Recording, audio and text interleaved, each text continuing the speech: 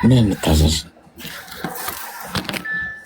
እኔ ምክር ፈልጌ ነው። እሺ ንገሪኝ። ፕሮግራም እናዳምጥ ነበረ፣ ግን ብዙ ጊዜ በጣም ብዙ ትምህርት አግኝቻለሁ። ግን እኔ ደግሞ የገጠመኝ እንንገር ብዬ ነው። እሺ ንገሪኝ። እና ባሌ አልረዳም ብሎኝ ነው፣ ግራ ገብቶኛል። አልረዳ ብሎኝ ነው። ምን ማለት ነው? ይሄት አልረዳም ማለት ያው ችግሬን አልረዳም ብሎኝ ነው የምልህ እኮ። ምን ተፈጠረ የሚለው ነገር ምንድነው እንዲረዳሽ የፈለግሽው? እኔ እንዲረዳኝ የፈለግኩት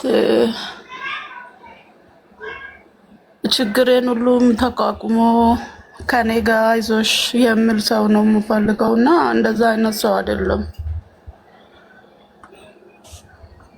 እኮ። እና ባሌ ከተገናኘን አሁን እሺ ቀጥይ። እኔ ያለው ሰው ሀገር ነውና እዚህ ያለሁበት ቦታ ሰው ሀገር ነውና እኔ ብርም ልክለታለሁ፣ የሚያስፈልገው ሁሉ ነገር አደርጋለሁ። እና አንደኛ ደረጃ ደግሞ ቤተሰቤን እንዲረዳ አይፈልግም። ገባ? እኔ ቤተሰቦቼ እናቴን እንዲረዳ አይፈልግም። ለሱ ብቻ ለኛ ብቻ እንዲደረግ ነው የምፈልገው። እኔ ደግሞ ቤተሰቦቼን መርዳት ፈልጋለሁ። ለኛም የሚያስፈልገውን በስነ ስርዓት አደርገዋለሁ። ለነሱ እንዲያደርጋለሁ ብዬ እሱን ካማከርኩ ደስ አይለውም፣ ይቆጣል፣ ይሳደባል። እና እኔ ምን ማድረግ አለብኝ ማለት እኔ ሰጥቼ ምስጋና የለውም። ገባ? እኔ ሰጥተሻል አርገሻል የሚለው ካፉ ወጥቶ አያውቅም። በቃ የፈለገው ቢያደርገው ማለት ነው። እና እሱ ነው ለምን አይረዳኝም የሚለው። ለምንድን ነው ብር የምትልኪው? ማለት የሚያስፈልጋንን እንዲያደርግ ነው የምልከው። ገባ? ምንድን ነው የሚያስፈልገው? የሚሰራው ስራው ይሰራል። ያው ግብርና ነው የሚሰራው። ለግብርና ምናምን የሚያስፈልገውን ልከዋለሁ። አንዳንዴ ብዙም አይደለም። ግብርና ነው የሚሰራው። እሺ። እና እሱ አንዳንድ ነገር ወጪ ያለውና ለወጪው ልካለው እና አንዳንድ ነገርም ደግሞ የሚያስፈልገው ለቤትም ለሱ ለራሱ ያው ትዳር ከኖር 8 ዓመት ምናምን ሆነናል። እና እኔ በትዳር በኩል ነው መጀመሪያም በትዳር ውስጥ ነው እኔ ትቼ ወደዚህ የመጣው ማለት ነው ስለቸገረኝ። እሺ። እና 8 ዓመታችን ነው። ከዚህ 8 ዓመት ውስጥ እኔ ነኝ በቃ በጣም ብዙ ስራ ሰራለሁ፣ ብዙ ነገር አወጣለሁ። አንድ ቀን አወጣሻል አርገሻል እንደዚህ ሆኗል እኮ አመሰግናለሁ የሚል ከቃሉ ካፉ ወጥቶ አያውቅም። ብቻ እንደዚህ ወድሻለሁ እኮ እንደዚህ ነው ይለኛል። ግን የኔን ችግር ካልተረዳ ምኑ ጋ ነው የሚወደኝ ምናምን ብዬ ብዙ ጊዜ በቃ ተዋለሁ እያልኩ ተስፋ ቆርጣለሁ። ከዛ ቤተሰቦቹ ስላሉ ደግሞ ቤተሰቦቹ አዛዝነኝ፣ እናትየው አዛዝነኝ ተዋለሁ። ብዙ ጊዜ ለእናትየው ለእህቷ ነግሬዋለሁ። እኔ በቃ አሁን መጨረሻ ነው እላለሁ። ታይ በቃ ለእኔ ስትይ ትለኛለች እናትየው። ከዛ ለእነሱ ብዬ ተዋለሁ። እኔም ይቅርታ ምናምን ይለኛል። ከዛ በኋላ ደግሞ ተመልሶ እዛው ቦታ ነው የማገኘው። ቤተሰቦችን በፍጹም አይፈልግም፣ ወንድሞችን አይፈልግም፣ ከነሱ ጋር መገናኘት አይፈልግም። እኔ እነሱን እንዲረዳ እናቴ ነው የምረዳው። እኔ ወንድሞቼ ሳይሆን እናቴ ግዴታዬ ናት። በፍጹም እናቴ ሳረዳ ቆይቼ አላውቅምና እናቴ መርዳት ፈልጋለሁ ሲል በቃ ንግግሩ ጥሩ አይደለም። ቤተሰቦችሽ ከነሱ ጋር ወራው ካልኩ ዛሬ ደግሞ እንዲህ ብሎሽ ነው፣ ዛሬ ደግሞ እንዲህ አርጎሽ ነው አይደለ?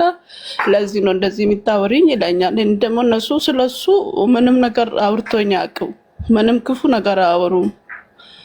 እና በዚህ መሀል አሁን መጨረሻ ላይ በቃ ደርሻለሁ። እሱ ምንድን ነው የምትመክረኝ እላለሁ። 8 ዓመት ደግሞ ብዙ መስዋዕት ከፍያለሁ። ገባ? ብዙ ነገር ሆኛለሁ። ከሱ ጋር ተዋርጃለሁ። ከሱ ጋር ሪቦኛ ቃል እና ልጅም ነበረን። ልጅም በዚህ ምክንያት ሞተችብን። ማለት በቃ ከሱ ጋር ሆኜ ነበረ። በቃ ልጅም የሞተችብን ይሄ ሁሉ መስዋዕት ከፍዬ በቃ ነገ ዛሬ ይቀየራል እላለሁ። ጸባይ በቃ እዛው ነው። በቃ እዛው ነው። ብዙ ነገር ትዕግስት አድርጌ ያሳልፋለሁ ብዙ ነገር። ግን አሁን ደግሞ ሲብስብኝ ነው ወደ ሰው ሀገር የመጣሁት እና መጨረሻ ላይ በቃ ደርሻለሁ። ሊተው ይሄ ሰው ወይንስ ይሄ ሁሉ የከፈልኩበት መስዋዕት እንዴት አድርጌ ሊተው? 8 ዓመት ቀላል አይደለም ታውቃለህ። ወደ ሌላ ሴት ሄዶ አይደለም ግን በቃ ችግሬን አይረዳም። እኔ ሲመክረው እንዲያርግ የሚለው የኔ በፍጹም አይሰማም። የራሱን ብቻ ነው። አያመሰግንም። አርገሻል እኮ እንደዚህ ደክሞሻል በቃሽ የሚል ነገር ከአፌ አይወጣም። እሱ ነው በቃ አሁን ግራ የገባኝ ገብቷል። እሱን አሁን በቃ መጨረሻ ላይ ደረስኩ። አሁን ትዕግስቴ አልቆ ማለት ነው። ለሰው አልናገርም፣ ለእግዚአብሔር ብቻ ነው። በቃ እርግፍ አድርጌ ሊተው እንደ እያልኩ በቃ መጨረሻ ላይ ደረስኩ። በቃ ደረስኩ። እሱን እንድትመክርኝ ነው የምፈልገው። አይዞሽ። እድሜሽ ምን ያህል ነው? እኔ 29 ነኝ። እሺ ሚዩት አድርግና አዳምጪኝ፣ ተረጋጊ። እሺ አንደኛ ምንም ነገር ካደረግሽ ላደረግሽው ነገር አልተመሰገንኩም፣ ረፊ በቃ እንደዚህ ሁኚ እንደዚህ በይ አላለኝም ብለሽ ከሱ እንደዚህ አይነት ነገር በመጠበቅ እሱን አትሉሽ። ድምፅ አለ፣ ሚዩት አድርጊ እስኪ። እዚህ ስራ ላይ ስለሆንኩ ነው የሰራው ነው የማወራው። ለዚህ ነው ይቃና ምን እንኳን ወቀርታ ወይ ሚዩት ላድርግሽ። አዳምጪኝ። ስለዚህ ገንዘብ አትላኪ የምትሰሚኝ ከሆነ። እኔ ግን ትዳር ውስጥ ያሉ አንዳንድ ወንዶች ማለት ነው፣ ሁሉንም አይመለከትም። ምን ችግር አለው ግን ሰላም መስጠት እኮ ለአብሯቸው አብሮ ላለው ሰው። ችግር በደላላ ወይ የሆነ ጸብ በደላላ በገፋህት ቁጥር እኮ ከአንተ ለመሸሽ እኮ ነው የምትሄደው እኮ። ወይ ደግሞ ምርር ባረካት ቁጥር ማለት ነው። እንግዲህ ሰው ተዋዶ ነው አይደል የሚጋባው። ተዋዶ ተፈላልጎ ከተጋባ ምንድን ነው እንደዚህ የሚያወጣጥረው? አንዳንድ ሰው ሰላም እኮ ደስ ይላል እኮ አይደል እንዴ? አብሮ ላለው ሰው ሰላም መስጠት እኮ ነው እኮ ትልቁ ነገር እኮ። ምንድን ነው ችግሩ? አንዳንድ ወንዶች ሳይፈልጉ በግድ ተገደው ያገቡ ነው የሚመስለው፣ ሳንገበግቡ ማለት ነው። እርግጥ በሴትም አለ እኮ። አሁን እያወራን ያለ ነው ስለ እሷ ስለሆነ እንጂ አሁን ሴትም እኮ አለች ደግሞ ግብግብ የምታደርገው ደግሞ ሰው ካልሆነ መተው የሚባል ነገር እኮ አለ። ፈልጌና ፈቅጄ ካገባኋት አስሊስት ሰላም ልሰጣት ይገባል። የጠላቴ እኮ አይደለች። ምንድነው እንደዚህ እንደ ጠላት ጦር ቂም በቀል አይነት ነገር ጥቅመኝነት? ዞሮ ዞሮ ብትሰራ እኮ ለጋራ እኮ ነው አይደል እንዴ? ትዳር ውስጥ አብረ የምትለፋው ነገር እኮ የጋራ ጥረት እኮ ነው። ሁሉም በቃ አሁን በተመሳሳይ መልኩ ያገቡ እንግዲህ የምንሰማው እዚህ እየሰማችሁ ነው። በቃ የራሱን ጥቅም ለማስጠበቅ ነው የሚሮጠው ሁሉም እንዴ። እንደዚህ እኮ ለመሆን ሲንግል ሆኜ አልኖርም። እንዲህም ችግር አለው። የራሴን ጥቅም ለማስጠበቅ እኮ ሲንግል ሆኜ ለራሴ መሮጥ ነው። ካገባዋት የጋራ ለውጥ ነው የሚያስፈልገን። እሷ እዛ የምትለፋ ከሆነ እንደው እግር ጡላ ከሀገር ከወጣች እዛ አንተ እየለፋ ለሁለት የምንሰራው ጥረት ትልቅ ደረጃ ደርሶ ሚስቴን አስከብሬ እኔም ተከብሬ አባወራ ሆኜ በቤተሰቦቻችን ዘንድ ትልቅ ስኬት አስመዝግበን በቃ አራያም ለመሆን ጀግና ባል ጀግና ሚስት ለመሆን ትልቁ ታርጌት እሱ ነው መሆን ያለበት። የሆነ ነገር ተንፏቆ ምናምን በላይዋ ላይ ተረማምዱ የሆነ ገንዘብ ላኪልኝ እንዲህ አምጪ። እኔ ግራ እስኪገባኝ ድረስ ሌላ ፕላኔት ላይ ነው ያለ ነው። ለዛ ነው ሲንግል ሆናችሁ ቆዩ ምላችሁ። አያችሁ፣ ትክክለኛውን ሰው እስካላገኛችሁ ድረስ ህይወት አይሰምርም። ስለፈጠናችሁ ህይወት አይሰምርም። ስለቸኮላችሁ ህይወት አይሰምርም። በገባችሁበት ፍጥነት በፍጥነት ለመውጣት ነው የምትሯሯጡት።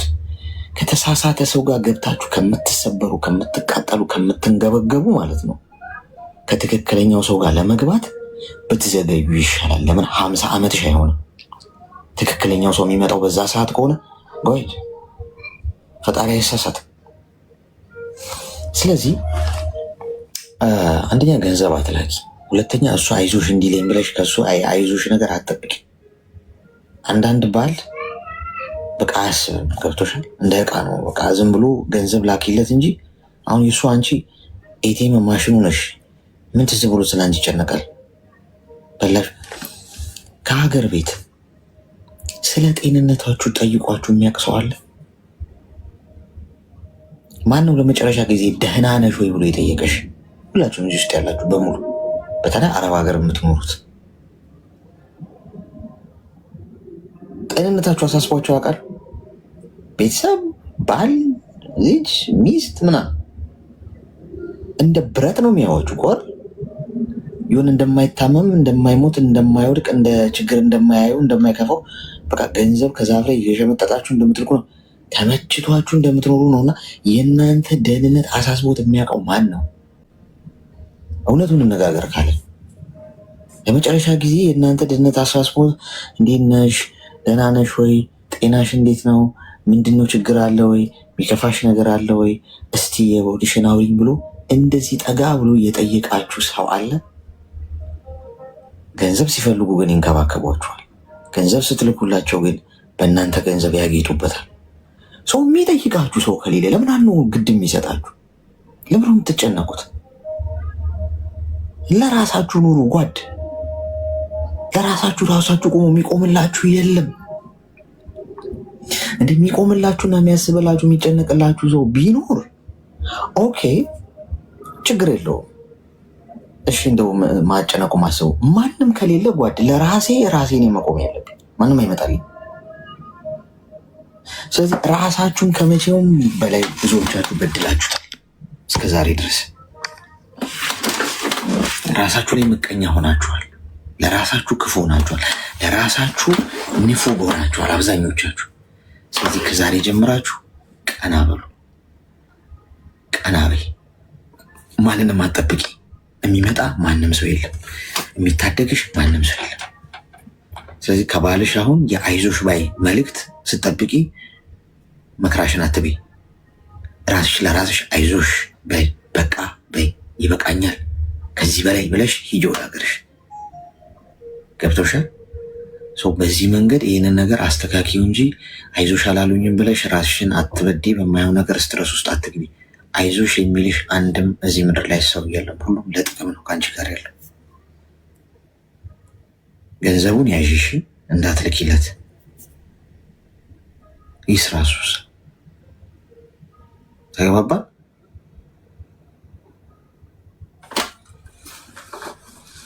ግልጽ ነው። ኦኬ ሚዩት ያረኳትን እኔ ለካ ሚዩቱን ማንሳት አልችልም።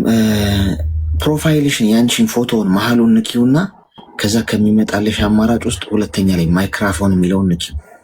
ከመጀመሪያው ቀጥሎ ያለውን ጎበስ። ሰምተሽኛል አይደል?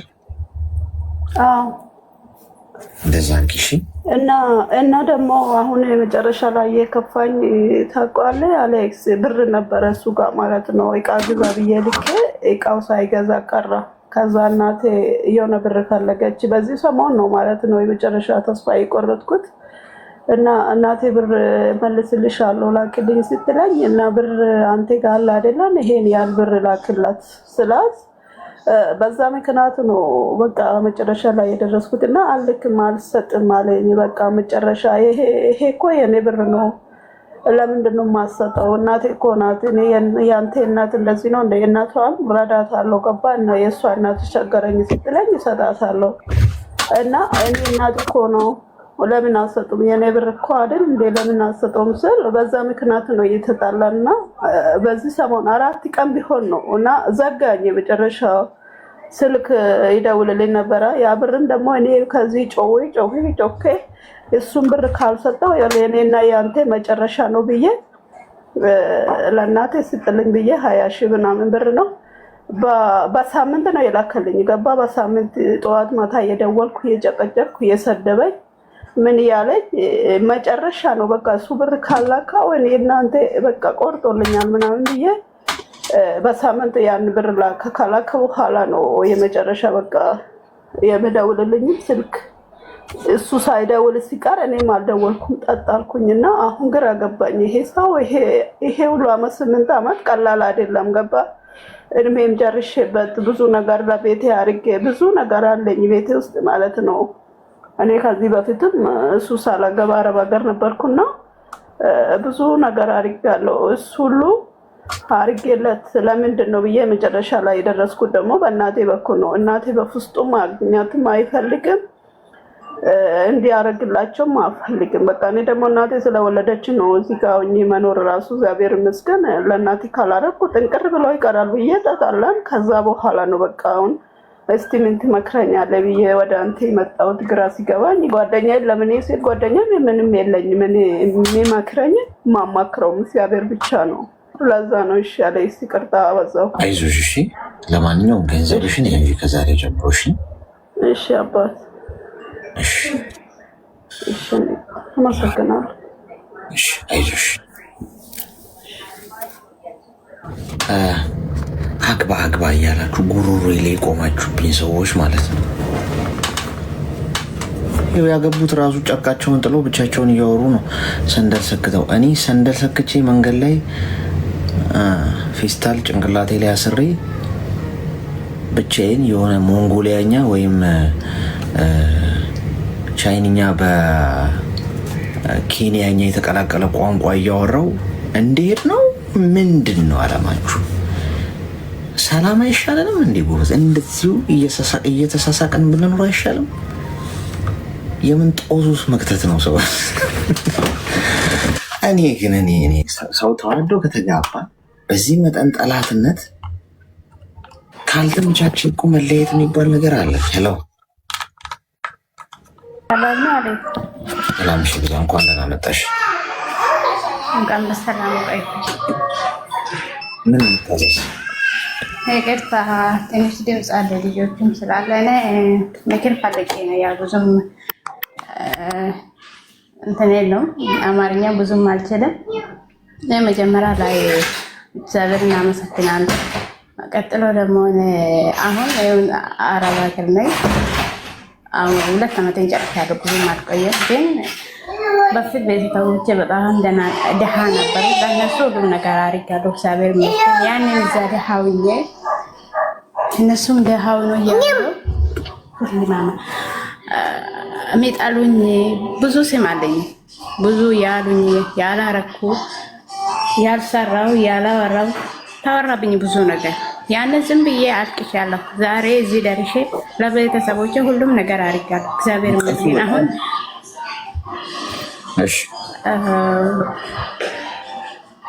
እዛ ያሉ ዘመድም ያለ ቤተሰቦቼ በቃ ጓደኛም ነበረኝ በብር ስለመጣብኝ እሱም ብሎ ካረኩት አሁን ከቤተሰቦቼ ብቻ ጋር ነው የማወራ።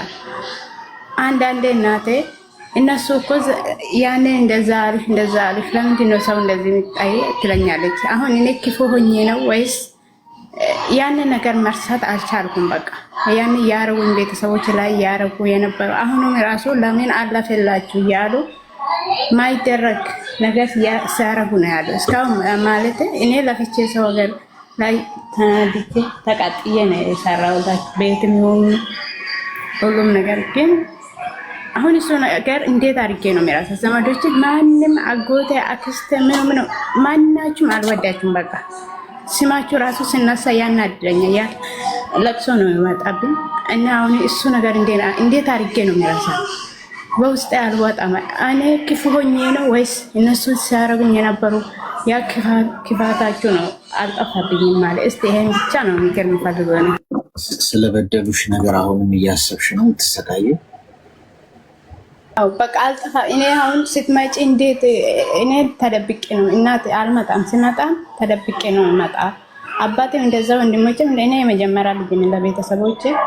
በቃ ያንን ነገር በቃ ተው እርሺው አለፈ እኮ እግዚአብሔር ስለሚወድሽ ነው ለዚህ ቦታ ያደረስሽ እንጂ አንቺ እኮ እዚህ ቦታ የምትደርስ ሰው አልነበርሽም። አንቺ በጣም ተማሚ ነበርሽ። በጣም ብዙ ነገር አወራብሽ። ለእኔ ራሱ አድጌሽ ሰው መሆንሽ በቂ ነው። እንኳን ዛሬ አድጌሽ ለእኔ አሳለፍ ሁሉም ነገር አረግሽልኝ። ግን በቃ የእነሱ ነገር እሽና ተይው። እግዚአብሔር እኮ ለእጅ ነው የሚሰጣ ትለኛለች። ግን እኔ አልቻልኩም። በቃ እኔ እንጃ በቃ ከውስጥ ያለው ሰው ቢሞት ራሱ ዘመዴ ቢሞት ራሱ ምንም አይከፋኝም። በቃ ድንጋይ በቃ ውስጥ ድንጋይ ለማንም አልደውልም ከቤተሰቦች በስተቀር። በቃ እኔ እንጃ አንዳንዴ እኮ ሰው እንዴት እኔ ምን ሆነኝ ነው ያው ያ ክፋትም ማውራት አልፈልግም። እዚህ ሚዲያ ላይ ማውራት ስለማልፈልግ ነው እንጂ ባወራ ራሱ ሰው ጨርቅ ጥሎ ነው የሚያወጣው። ግን ያው ይሁን እግዚአብሔር ይመስገን ሁሉም ነገር ተባልኩ። ግን እዛ ቦታ አልነበርኩም እኔ ያንም እዛ ቦታ አይደለሁም፣ ዛሬም እዛ ቦታ አይደለሁም። ግን እሱ መርሳት አልቻልኩም። ለምን እንደሆነ አላውቅም። እድሜሽ ምን ያህል? 23 ከአራት ማለፍ አልቻልምሽ። ሚዩት አድርጊ። ድምፅ አለ ከየራሽ ጎበዝ። የሙቀቱ ነገር ግን እንዴት ነው ጓድ? እዚህ ዱባይ 36 እስከ 40 እየገባ ነው። እንቁላል መጥበስ የምትፈልጉ ሰዎች እሳት መጠቀም የለባችሁ። ፀሐዩ ራሱ አንድ ራሱ ሊቻለ እንትን ነው። አንደኛ ነገር እህቴ፣ አንዳንዴ ስለበደሉሽ ሰዎች ስታስቢ ፈጣሪ ያደረገልሽን ማሰብ የበለጠ ሰላም ይሰጥሻል።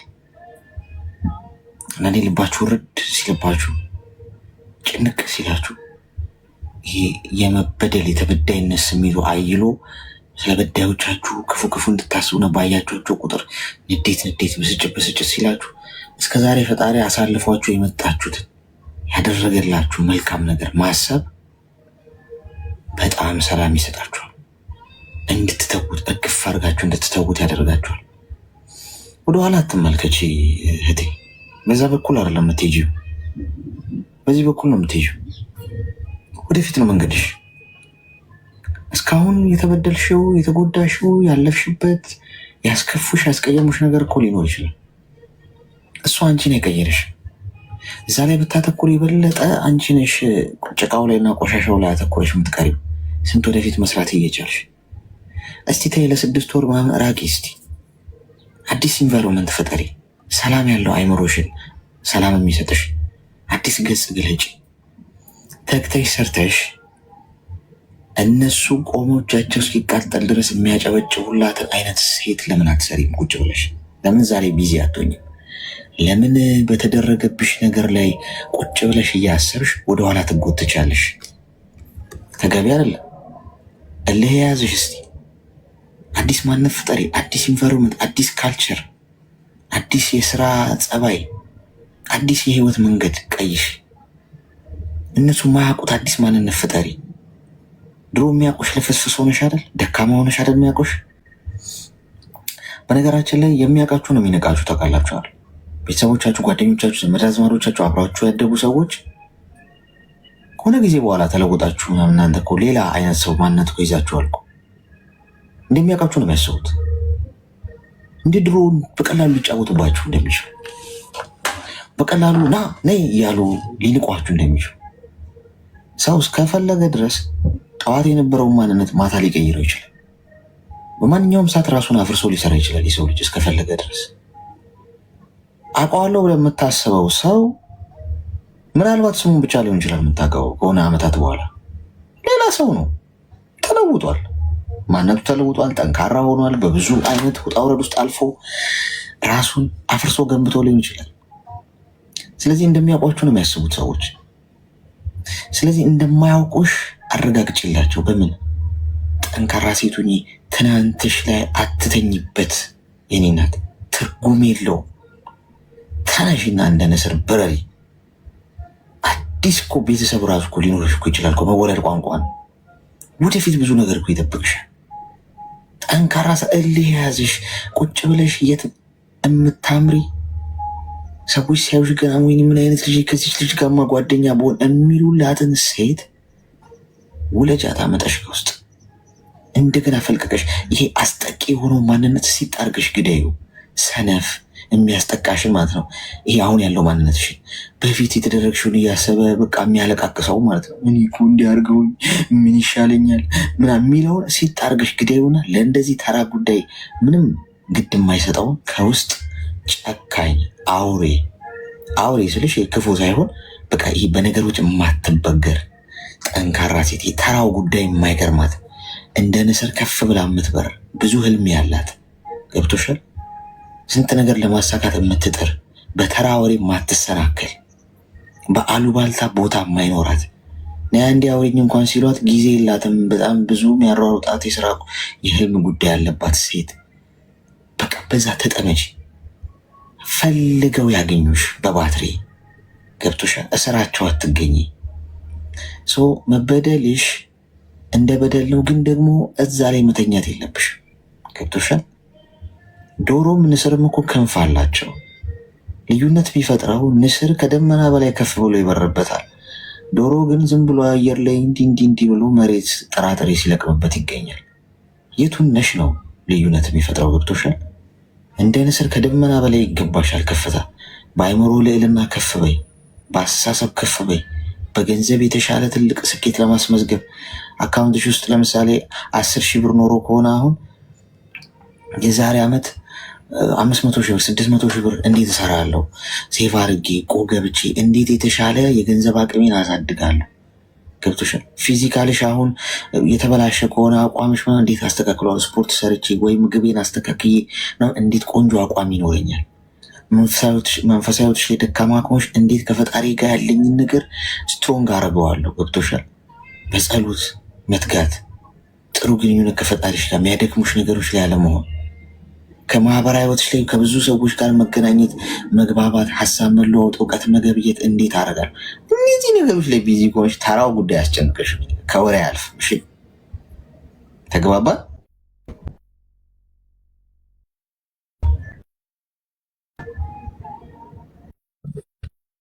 ግልጽ ነው አይደል? እኮ ሰምተሽኛል። የእነሱ ነገር ሳልረሳ ቀርቼ ሳይሆን አለ አይደል? በቃ እነሱ አሁን ተስማምቶ ነው የሚኖሩ። አንቺም ስትመጪ እንደዚህ ከኛ ጋር ያለፈ አልፏል። በቃ አንቺ እዛ ቦታ አይደለሽም፣ ከነሱ ጋር ፍቅር መሆን አለብሽ ይለኛል። ግን እኔ ደግሞ እሱ ነገር በቃ ያለፈ ነገር እኔ አሁን እነሱ እንደዛ ባይሉና እቺ ክፉ ናት እቺ ባለጌ ናት ሳልባል ኖሮ እዚህ ቦታ አልደርስም አውቃለሁ። ለምን የሰው ወሬ የሰው አባባል ደግሞ ጥሩ ቦታ ነው የማደርሰው ሰው። ግን ያንን እንደዚህ ክፉ ተብዬ ዛሬ ደግሞ ለምንድን ነው የሚፈልጉኝ? ያንን ባለጌ ነኝ፣ አሁንም ባለጌ ነኝ። በቃ እኔ አሁን ለማንም ሆዴ አይራራም። እናቴ ቤት አባቴ ወንድሞቼ በስተቀር ማንም ሞተ፣ ማንም ታመመ፣ ማን ታሰረ፣ በዚህ ወጣ ምንም አይገባኝም። በቃ ሰው ሞተ ራሱ ምንም አይመስለኝም። ግን ይሄ አንዳንድ አይደል ክፉኝ ነው ወይስ ምን ነገር ነው እንጂ የነሱ ወሬ የነሱ አውራ ምንም አይነካኝም። ለምን እኔ አላማዬን አውቃለሁ። በአላማዬ ነው የምኖረው እንጂ በእነሱ ወሬ አልኖርም መቼም።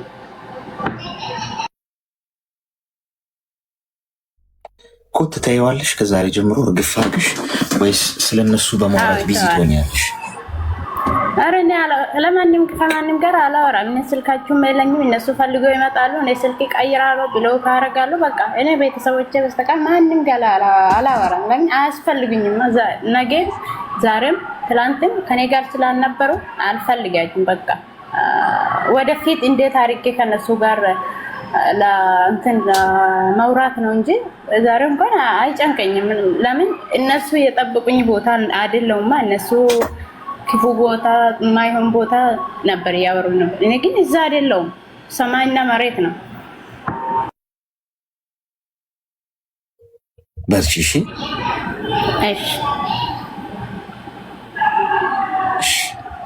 እሺ አመሰግናለሁ በጣም እሺ አመሰግናለሁ።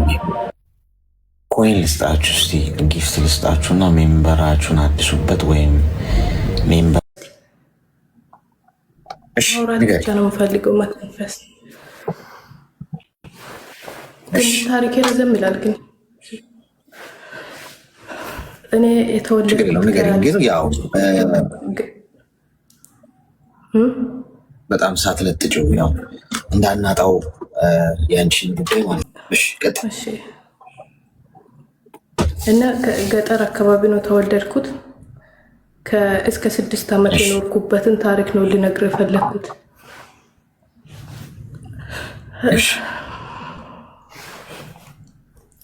አባቴ ያደረሰብኝን ነገር ማውራት ነው የምፈልገው። አባቴ ከምነግርህ በላይ አረመኔ ሰው ነው ማለት ነው። እናቴም በጣም ያሰቃያታል፣ ይደበድባታል።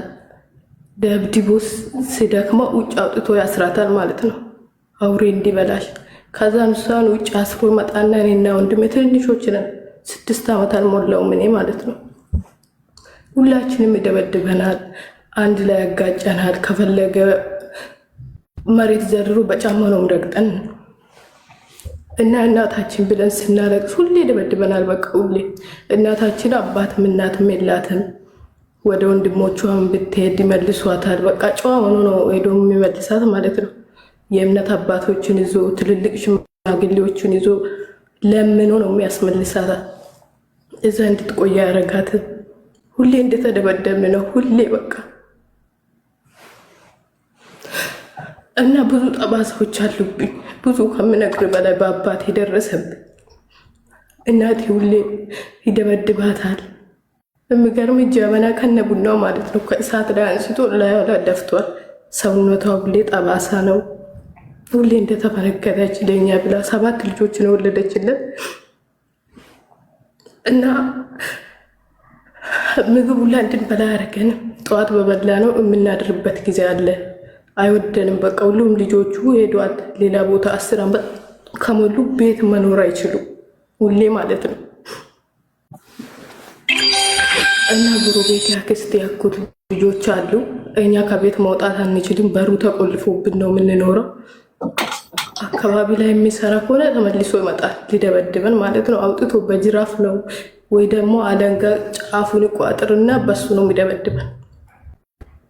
ሁሌ ሰውነታችን በቃ ደም ነው እስኪተፋ ድረስ አስተኝቶ በቃ እዛ ላይ በጫማ ነው የሚረግጠን። እና ሰው ድምፁን ከፍ አድርጎ ሲያወራ አባታችን ነው በቃ ሁሌ ማለት ነው። መጣያን በሰቀቀን ነው ይኖር ነው። እና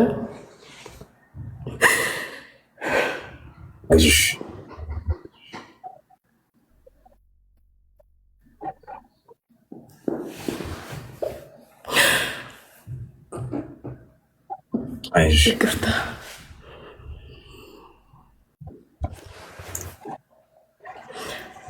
እና በአባት የደረሰብኝ ጠባሳዎች ብዙ ነው። ሰውነቴ ላይ ያለው ፊቴ ራሱ ሳይቀር ማለት ነው። ሌሎቹ ያው እያደግኩ ሲሄድ ይጠፋል። እናታችን ብዙ ስቃይ ነው ያሳለፈች። ከዛ ይዛን ሄደች ማለት ነው። እኔ 6 ዓመት እያለ 6 ዓመት 1 ዓመት ሙሉ የፀሐይ ብርሃን ሳናይ ነው ኖር ነው። እኔና ወንድሜ ከአሁኑ መጥቶ ይወስዳችኋል እያለች እሷ ትሰራለች፣ ቤት አትቀመጥብና። የሚገርም ሽንት ቤት ወጥተን ጫማ በር ላይ አውልቀን ከገባን እናለቅሳለን። በቃ ጫማችንን አይቶ መጥቶ ይገልተናል እያለ ሰው ድምፁን ከፍ አድርጎ ሲያወራ እንደነግጣለን። ሮጠን ወደ ቤት የሚገባ እሱ መጣያ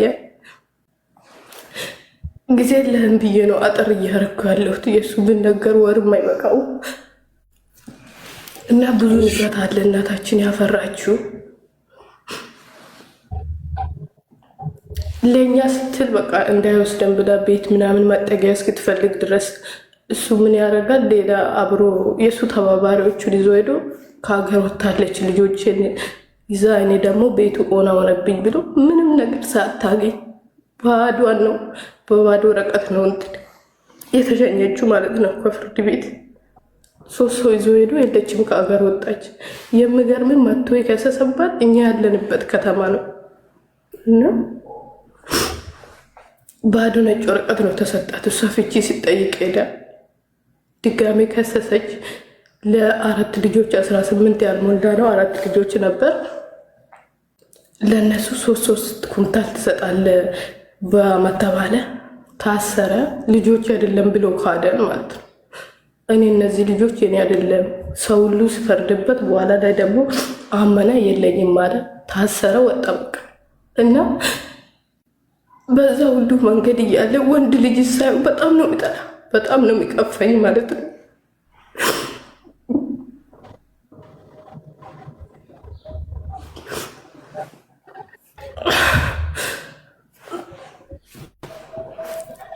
ትምህርት ቤት ገባው፣ ሁላችንም ማስገባችን። እናታችን በጣም ጀግና ሴት ናት፣ በጣም ከምነግርህ በላይ ማለት ነው። የሚረዳት ሰው የለም፣ የሚያግዛት ሰው የለም። ግን በጣም ጠንካራ ነች። ያ ሁሉ ስቃይ አሳልፈው ትምህርት ቤት አስገባችን፣ እንማራለን። ወንድም ማየት አልፈልግም፣ በቃ በጣም ያስጠላኛል ከወንድሞች ውጭ። ሰው አሁንም ይደነግጣለሁ። አረብ ሀገር ነው ያለሁት እና ሰውዬ ሲጮህ እሱ የመጣብኝ ነው መስለኝ። 24 ዓመቴ ነው እስካሁን ግን ያ ነገር አልወጣም ከውስጤ። ሁሌ አለ። ሁላችንም አድገናል። ወንድሞቼ ሁሉም አድጓል፣ ጥሩ ቦታ ደርሷል። እና ራሳቸው ስራ አላቸው፣ ትዳር አላቸው። ሁሉም በቃ እንደተጠበቁ አይደለም፣ ጀግና ሆነው ነው ያደጉት።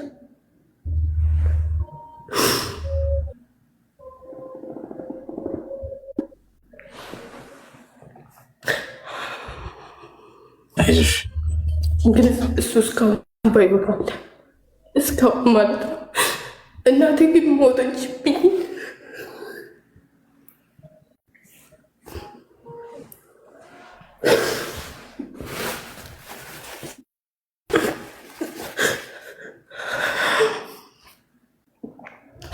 እና አሁን ምን እንደማደርግ ግራ ገባኝ። ቀኑን ጨለመብኝ። ሰው ሀገር ከመጣሁ ገና 1 ዓመቴ ነው። እናቴ ለ2 ዓመት እየታመመች ነበር።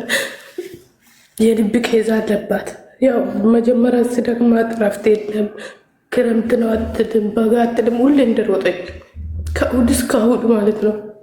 የምታርፍበት ቀን የለም። ምክንያቱም የኛ ህፃናት ስለነበር ለእኛ ብራት ሮጥ ነበር እና አሁን አልፎላት ሁሉም ልጆቿ አድጎ የራሷ ቤት የራሷ ኑሮ ሲኖረት ታመመች ማለት ነው። ማገገም አልቻለችም። እሱ በህይወት እያለ እሷ ግን ሞተች።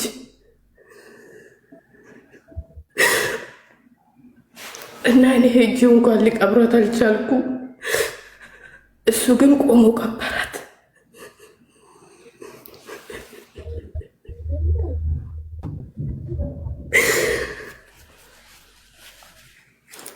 በፊት ሁሉም ነገር ፈተናዎች፣ ሁላችንም ብዙ ፈተና ነው ያሳለፍነው እና ሁላችንም የማን ልጅ ሆነች ነው እና የማን ልጅ ሆነ እና ስንባባል ነው ያደግነው። በቃ እሷ ያ ሁሉ ነገር አሳልፋ ያ ሁሉ ነገር ሆነ ዛሬ እዚህ የደረሰችው ጀግና ሴት ስለሆነች ነው። እንዴት የማን ልጅ ሆነ ነው አንተ እንደዚህ የሚደክም ምናምን እየተባባል ነው ያደግነው ሁላችንም። እና አሁን ላይ ምን እንደማደርግ ግራ ገባኝ። እዚህ ከመጣሁ ጠዋትና ማታ የምጸልየው ስለሷ ነበር እንድትድንልኝ እና አሁንም እሱ ጸሎት አልተውኩ። በህይወት እንዳለች አይነት ይሰማኛል።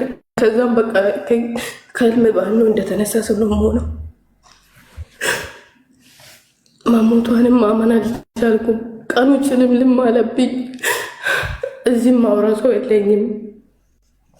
ሰው ላስጠልቶኛል። ወንድሞችን ራሱ አላወራቸውም። በቃ ሳውራችሁ የእሷ ፊት ነው የሚመጣብኝ። ስተኛ ሁሌ በቃ ከኔ ጋር ነች።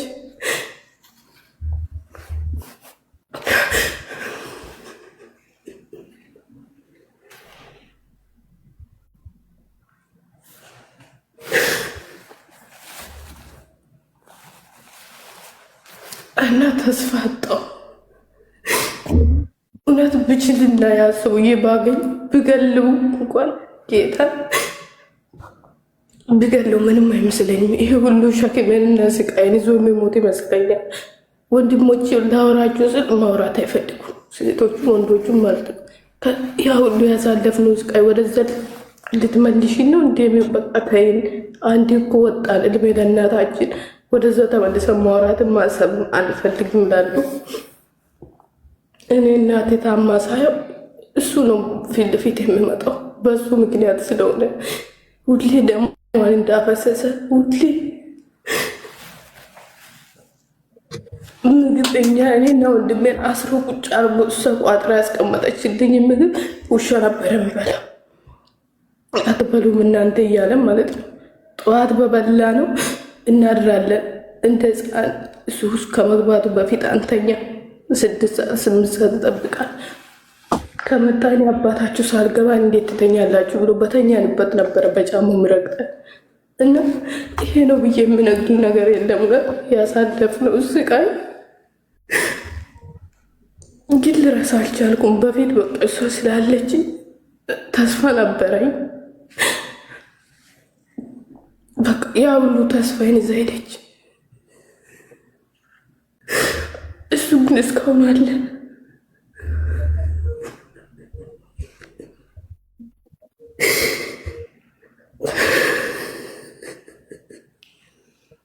አይዞሽ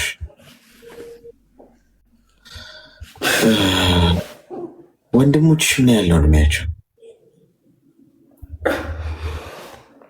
አድጓል። አሁን ያገቡ ልጅ ያላቸው እንደዛ እኮ ልጅነት ያላሳለፉ ናቸው። ልጅነት አያውቁም። በቃ አንዱ 30 ይሞላዋል፣ አንዱ ወደ 27 ምናምን ይጠጋል።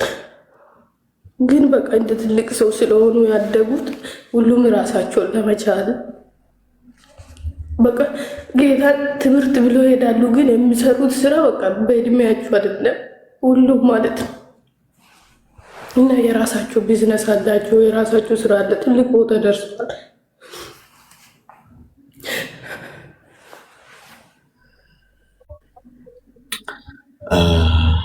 አይዞሽ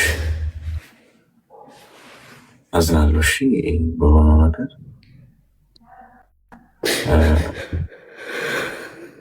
እስቲ ሚዩት አድርጊና አዳምጪኝ። እስቲ ተረጋጊ። እሺ ተረጋጊ።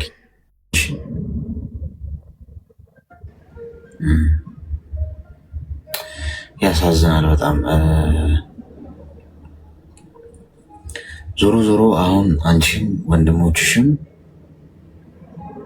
አድጋችኋል፣ ያን ሁሉ ያሳልፋችኋል። እናታችሁ ዋጋ ከፍለዋል እዚህ።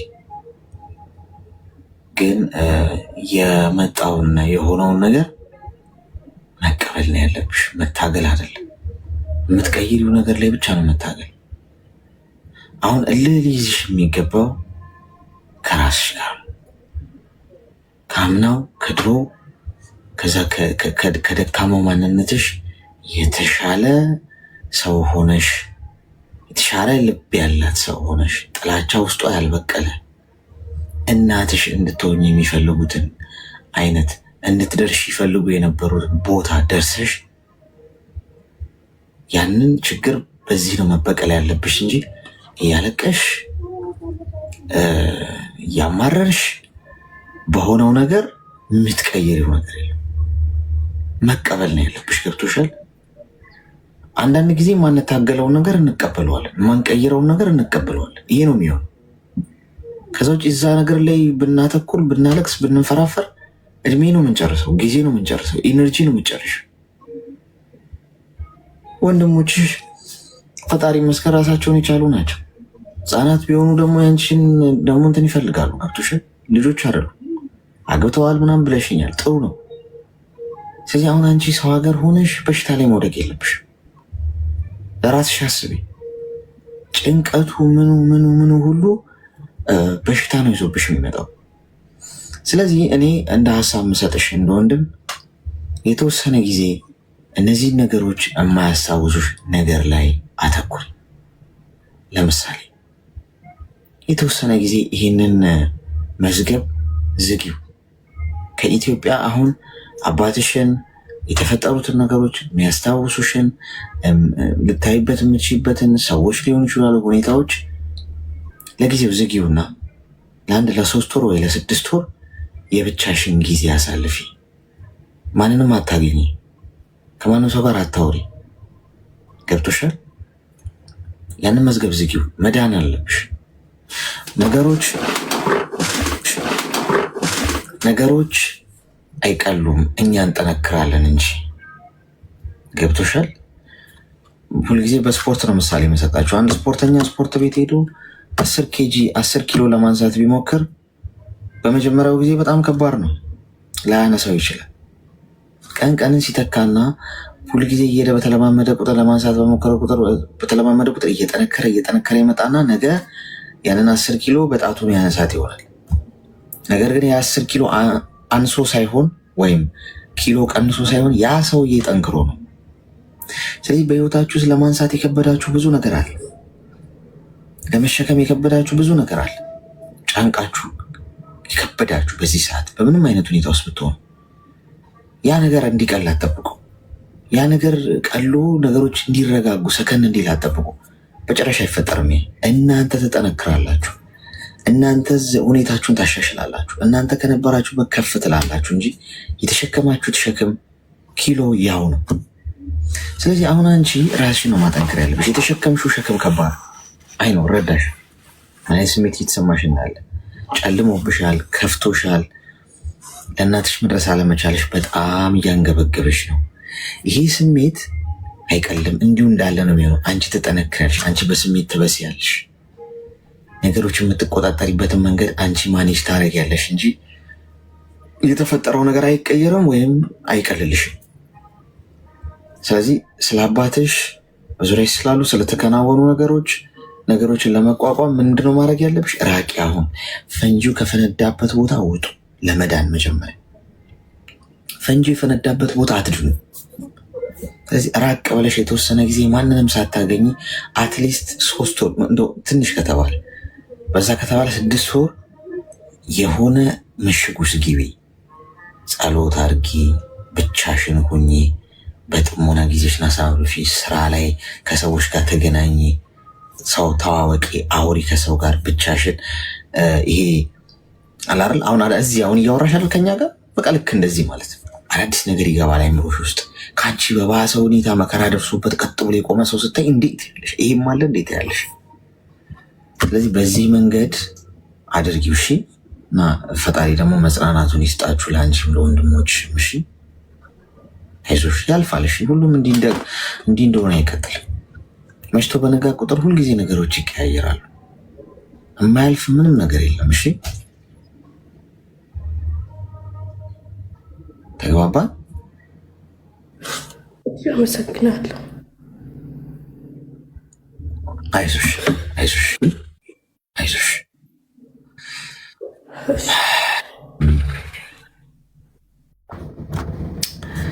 ታሳዝናለሽ በጣም የተፈጠረው ነገር ለእሷ ምን ያህል ከባድ እንደሆነ እንደው ሳይደርስብን ባናየው እንኳን ትንሽ ስሜቱ ይገባል ስታወራና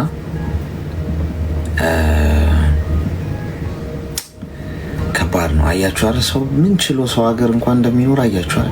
ምን ነገር እያሳለፈ እንደሚኖር።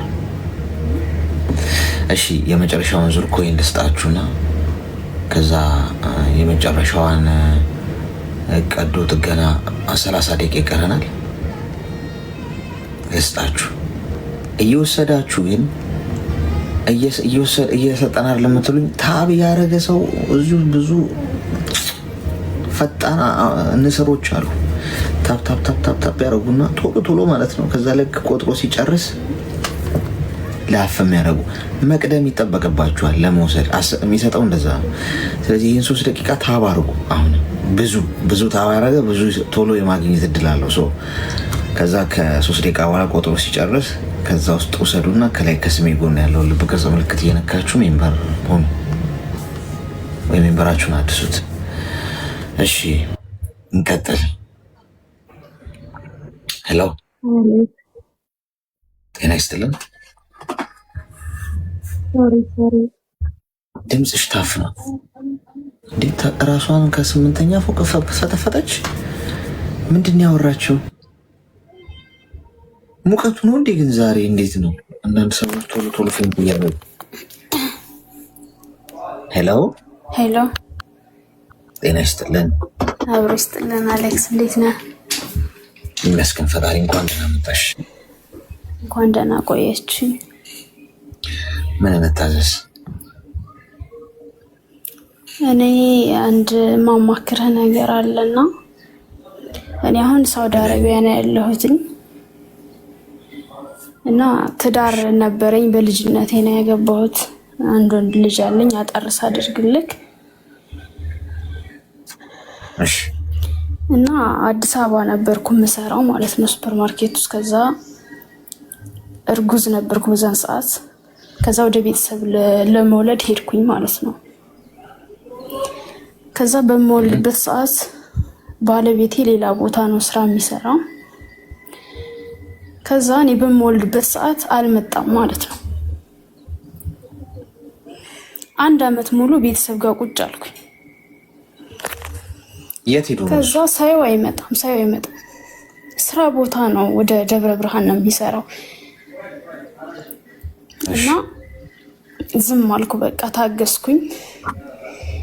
በቃ ጎረቤቱ የሚለው ወሬ ያለ ብዙ በቃ እና ያን ሁላችዬ 1 አመት ልጄ ከቤተሰቦቼ ጋር አሳደግኩኝ ማለት ነው። ከዛ በቃ ለምኜ በለው በቃ ማለት በትዳር ይዘህ በ80 ነው ያገባሁት። ሳይመጣ ሲቀር በቃ እኔ በቃ እንትን ብዬ ሄድኩኝ ማለት ነው። በቃ ጨቅጭቂው በቃ ከሰው አፍም ከጎረቤት አፍም በቃ ፈራሁኝ በጣም እና ሄድኩኝ ወደ ደብረ ብርሃን ልጄን ይዤ ማለት ነው። በዛን ሰዓት 1 አመት ነው ሞልቶታል። ከዛ ስሄድ በቃ ደስ አላለውም፣ በቃ ደስተኛ አይደለም በእንትን ውስጥ ማለት ነው። አንደኛው ልጅ አልመጣም፣ ሁለተኛ እኔ ፈልጌ ስሄድ ልጄን ይዤ በቃ በዛን ሰዓት ለራሱ ደስተኛ አይደለም። ከዛ ወደ ቤተሰቡ ጋር ላከኝ ማለት ነው። እሱ ተከራይቶ ነው የሚኖረው። ከዛ ቤተሰቦቹ ጋር ሄድኩኝ። እዛ ሄጄ ልጄን ይዤ በቃ ምን ልበልህ ማለት በጣም ከባድ ነው። እመጫት ነኝ፣ በዛ ኦፕሬሽን ነው የወለድኩት። ቤተሰቦቹ ጋር በቃ መስራት ጀመርኩ በቃ እዛ ማለት ነው። ነገሮች እስከሚመቻቹ ተመልሰሽ ትመጫለሽ አለኝ። ሄድኩኝ እንደዛ ሆዴ ቆስሎ ምናምን በቃ ሰራለሁ ቤተሰቦቹ ጋር ማለት ነው። ከዛ አመቻችቶ ምናምን ተመለስኩኝ። እሱ ስራ እየሰራ ነው። እንደገና ወደ ደብረ ብርሃን ተመለስኩ ማለት ነው። ከዛ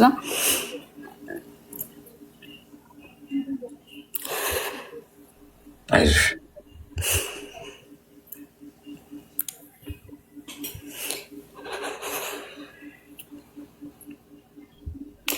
እና ያልመጣበት ምክንያት ከሌላ ሴት ጋር ያወራ ነበር ማለት ነው። በቃ አጠርስ አደርግልክ እና በአጋጣሚ ቴክስት ሲገባ አየሁት ማለት ነው። ወልጅ ያልመጣው እኔ እኮ ማለት ወይን ላይ ብለህ በሽማግሌ ለምን አልነገርከኝም? ለምን ዝም አልክ? ማለት ዝምታ ለምን አስፈለገ ብዬ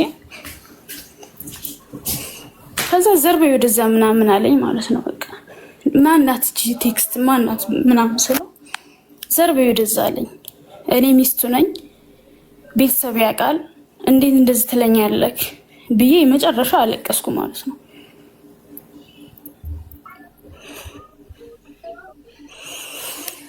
ከዛ እኔ አሁን አስተካክዬ ሁሉን ነገር ሆዴን በሆዴ ብዬ መጣሁኝ ወደ አረብ ሀገር ማለት ነው። ትቼው ማለት ነው። 80ንም አልቀደርኩም። ፕሮሰሱ ተፋጠነብኝ። መጣሁ ሳልቀድ 80ን ማለት ነው። እና አሁን የ5 አመት ልጅ አለኝ። 3 አመት ላይ እያለ ነበር ትቼ የመጣሁት። እሱ ጋር አባቱ ጋር ነው።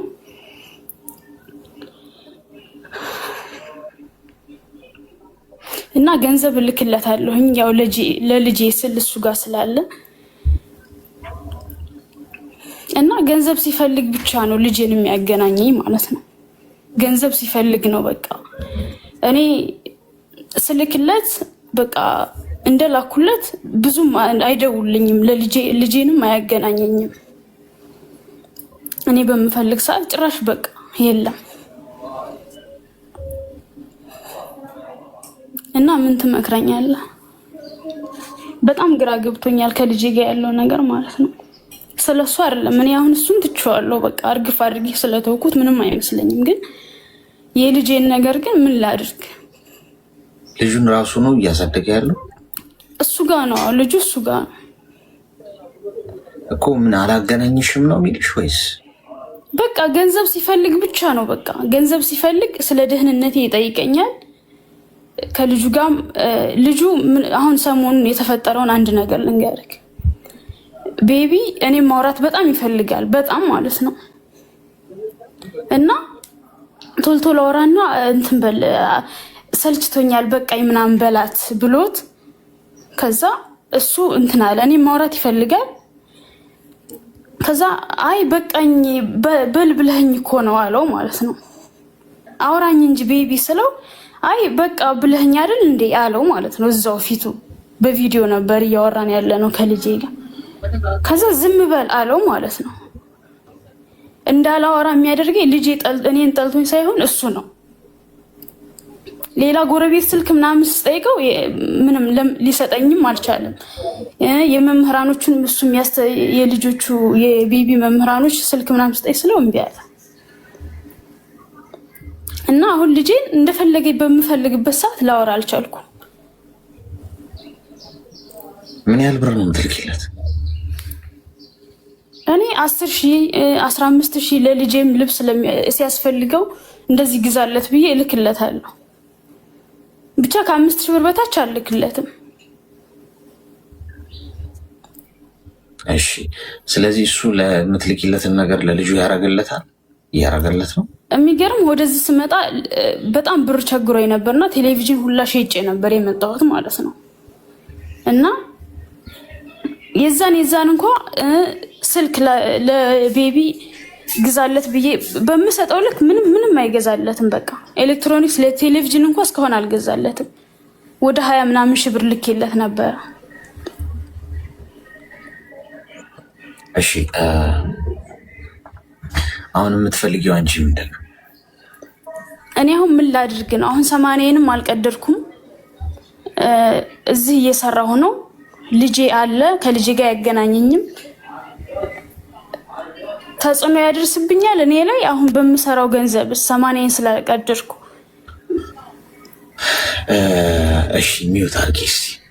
አሁን እሱ ሂሳብ ሰርቶ ቁጭ ብሏል። እኔ ግን እንደዚህ አይነት ወንዶች የት ነው ከየት ነው የመጡት? ስንተኛው ዓመተ ምህረት ላይ የተወለዱት አልገባኝም። የትኛው ዓመተ ምህረት? ከ2000 በኋላ የተወለዱት ናቸው። ሰው ግብረ ገብነት ተምሮ እንኳን አያድግም። ከየት ነው የተፈለፈሉት? በእውነት ማለት ቃል እስኪያጥረኝ ድረስ አሁን የአብዛኛው ሰው ታሪክ ተመሳሳይ ነው። እነዚህ ወንዶች የት ናቸው? ከየት ነው የመጡት? ምንድን ናቸው? ሰው ላይ እየመሰሉኝ አይደለም እንደዚህ አይነት አስተሳሰብ ያላቸው። ቆፍጠን አይልም እንዴ ወንድ ልጅ? ቆፍጠን ማለት ዝም ብሎ መደባደብና ወይ መዛት ገንዘብ ምናምን መውሰድ ነው እንዴ? ቆፍጠን ማለት የማይገባህን ነገር አለማድረግ እኮ ነው። በቃ ተውካት፣ ተለያያችኋል። በቃ ቆፍጠን ብለህ ራስን ኑሮ ኑር፣ ራስን ህይወት አቅና። ምንድን ነው እንደዚህ እኝኝ ማለት አንድ ነገር ላይ? እሷን ልጇን ስላወራችና ስላላወራች አንተ ህይወት ላይ የሚቀነስና የሚጨምር ነገር አለ? ለልጅ የምትወደው ከሆነ እንደውም እናቱን እንዲያገኝ ነው የምታረገው። እነሱ በቀል እኮ ነው በቃ አንቺን የተበቀለ እየመሰለው። ሴንሲቲቭ ጉዳያችሁ የልጃችሁ ጉዳይ ነው። በዚህ ጉዳይ ድክመታችሁ እንዲጠቀሙበት እንዳትፈቅዱ። ገብቶሻል? ልጅሽን ካወራሽ አወራሽ ነው፣ ያወራሽ ችግር የለው። ሰው ሀገር ነው ያለሽ። ዋጥ አድርጊው። ሰው ስንት ነገር ዋጥ አድርጎ ይኖራል። ቅድም የገባችው ልጅ ሰምተሻታል አይደል? እናቷ ነው በህይወት ያጣችው። እናቷን የሞቱት እንዲህ ስታለቅስ እንደነበር አይተሻል። እሱን እንኳን ዋጥ አድርጋ እየቀጠለች ሰው በህይወት የሌለን የሚወደውን ሰው አንካ አቶ ይኸው ቆሞ ይሄዳል። አይሟሟም፣ አይተንም። አንቺ ልጅሽ በህይወት አለ። አይሟሟ አይተን አባቱ ጋር ነው ያለው፣ እንጀራ አባቱ ጋር አይደለም። ለራስሽ አስቢ። ካወራሽ አዎ እሺ ችግር የለው። ባያገናኝሽም ጥሩ ነው። አንተ ልጁ አንተ ጋር ነው ያለው። እድሜና ጤና ይስጠኝ እንጂ ሀገሬ በሰላም ልግባ እንጂ ልጄን አየዋለሁ ስመጣ አለቅ። ለልጅሽ ጸልይ፣ ጠዋትና ማታ ስትነሽ ጤና እንዲሰጠው፣ እድሜ እንዲሰጠው፣ እግዚአብሔር እንዲጠብቀው። ገብቶሻል? ሰው በህይወት መተጣጣትም አለ ልልሽ ፈልጌ። አታማሪ። ልጅን አላገናኝም አለኝ ብላችሁ የማይገባችሁ ቦታ ላይ ያላችሁ አላችሁ። እዚህ ውስጥ አገናኝሻ። አንደኛ ሰው እኮ ሰው እንኳን ከልጁ መገናኘት ቀርቶ ከሀገሩ ርቆ እኮ ለዘመናት ለብዙ ጊዜ ለለውጥ ብሎ እስከወጣ ድረስ እኮ ይህንን ሁሉ ሊጋፈጥ እኮ ግድ እኮ ነው። ስደት መሆኑ ምኑ ላይ ነው ታዲያ? ሰው ያለሽበት ሲቹዌሽን ነው፣ ተቀበዩ በቃ። ስደት ላይ ነኝ። እዛ ያለው ሰው አይምሮ የሌለው ሰው ጭንቅላቱ ባዶ ጭንቅላት የሆነ ሰው ስለሆነ ማይረዳችሁና ማይረዳችሁ ከሆነ ተቀበሉት። ያንን አክሴፕታ ችግር የለውም ሲሄድ በእድሜ በጤና ያገናኝ እንጂ ያገኘዋለሁ ብላችሁ በጸሎት እያሰባችሁ ስራችሁ ላይ ትጉ። ገብቷችኋል? እንጂ ልጅሽን አላገናኝም ስላለሽ ብቻ ባሪያ አትሆኚ። ያለሽን ገንዘብ ሁሉ አትላኪ። የመጀመሪያው ነገር ይሄ ነው። ለልጅሽ የሚገባውን ነገር አድርጊ እንደ እናት። ከዛ ውጪ መጠቀሚያ እንዳትሆኚ ቆፍጠን ያለ መረር ያለ መስመር አስመሪ። ሁለተኛው 80 ያልቀደድኩም አልሽ። ሰው ወረቀት አያኖረው፣ በልብ ከተለያየ ተለያየ። ግን ያችን አድቫንቴጅ አንዳንድ ሰው ሊጠቀምበት ይሞክራል። አንቺ ሰርተሽ ከሀገር ውጭ ምንም አያመጣም፣ ሀገር ውስጥ ነው። ገብቶሻል? 80 ምናምን ያለው። ስለዚህ እዛ ምንም አይነት ንብረት አታፍሪ። አሁን እዛ የሆነ ነገር አትግዢ፣ ገንዘብ ልከሽ እንዲግዙልኝ ምናምን አትበይ። ገንዘቡን ያዥው እና ይሄ አለኝም አትበይ። አፍሽን ከዘጋሽ ማንም አንቺ እንዲነካ አይመጣም። ይሄ ያለኝ እንዲሰርጫል ችግራዊ በተቻለሽ መጠን ነው ብድር ብትልኩልኝ ከዛ ምናምን በሏቸው። ያላችሁ የሚመስላቸው ሰዎች መርዝ ነው የሚቀመሙላችሁ። ገና ለገና ቁጭ ብሎ ካልኩሌሽን ይሰራል። 1 ሚሊዮን ብር ይዛ ብትመጣ 500 ሺህ ብር ባገኝ ምንም ሳለፋበት ከዛ አሽቀንጥሬ በጠላት ብሎ ሂሳብ ሰርቶ ቁጭ ይላል። ስለዚህ አንቺ ምን ታደርጊያለሽ? በብልሃት መንገድ ነው የምትራመጀው። ዝም ብለሽ የሰራሽውን ታጠራቅሚና ብቻ እዚሁ አካውንት ከፍተሽ አስቀምጪ ምናምን ብሩን ያዢው። ከዛ ሀገር ቤት ስትሄጂ ቤተሰብ ካለ ወይ እናት ወይ አባት ምናምን ቀስ ብለሽ ለማንም ሳትናገሪ ያቺን ነገር ሸጎጥ አድርገሽ ታስቀምጫትና ሄደሽ ጉዳይሽን ጨርሻለሽ። አለቀ። ማንም እግሩን ሰቅሎ እዛም እዚህ ሳይረዳሽ እንደ ባል ከጎንሽ ሳይቆም፣ አንዳንዱ ወንድ ኤክስፖርት የሚያደርግ ነው የሚመስለው። ያገባታል። ከዛ የምትሄድበትን መንገድ ያመቻችና ቁጭ ብሎ እግሩን ሰቅሎ የቴሌቪዥን ሪሞት ይዞ ስራ አይሰራም። ሰፈር ውስጥ እያውደለደለ ወይ ቲክቶክ ላይ ምናምን የሆነ ስክሮል እያደረገ ኮመንት ስር እኝኝኝ ሲል እየዋለ እሷ እዚህ በሙቀት 40 ዲግሪ ሙቀት፣ ያው 40 ዲግሪ ነው እዚህ። እንዲህ ነው የምናረው። እየተቃጠለች ላብ በጀርባዋ እየተንቆረቆረ ሰርታ ታመጣለች። ወይም ሴቭ ያደረገችውን እሱ ቁጭ ብሎ ምኑን ከምኑ አደርገዋለሁ፣ በዚህ ገንዘብ ምን እሰራለሁ፣ ስትመጣ ይህን እንገነባለን ምናምን። መረዳዳት ነው ትዳር ጓድ፣ መረዳዳት ነው ትዳር። እኮ ልትቀልብ አይደለም የምታገባ። ወንድ እስከሆንክ ድረስ አሁን እየተወራው ስለ ወንድ ስለሆነ ነው። አንዳንድ ወንድ ደንፉ ይዘዋል።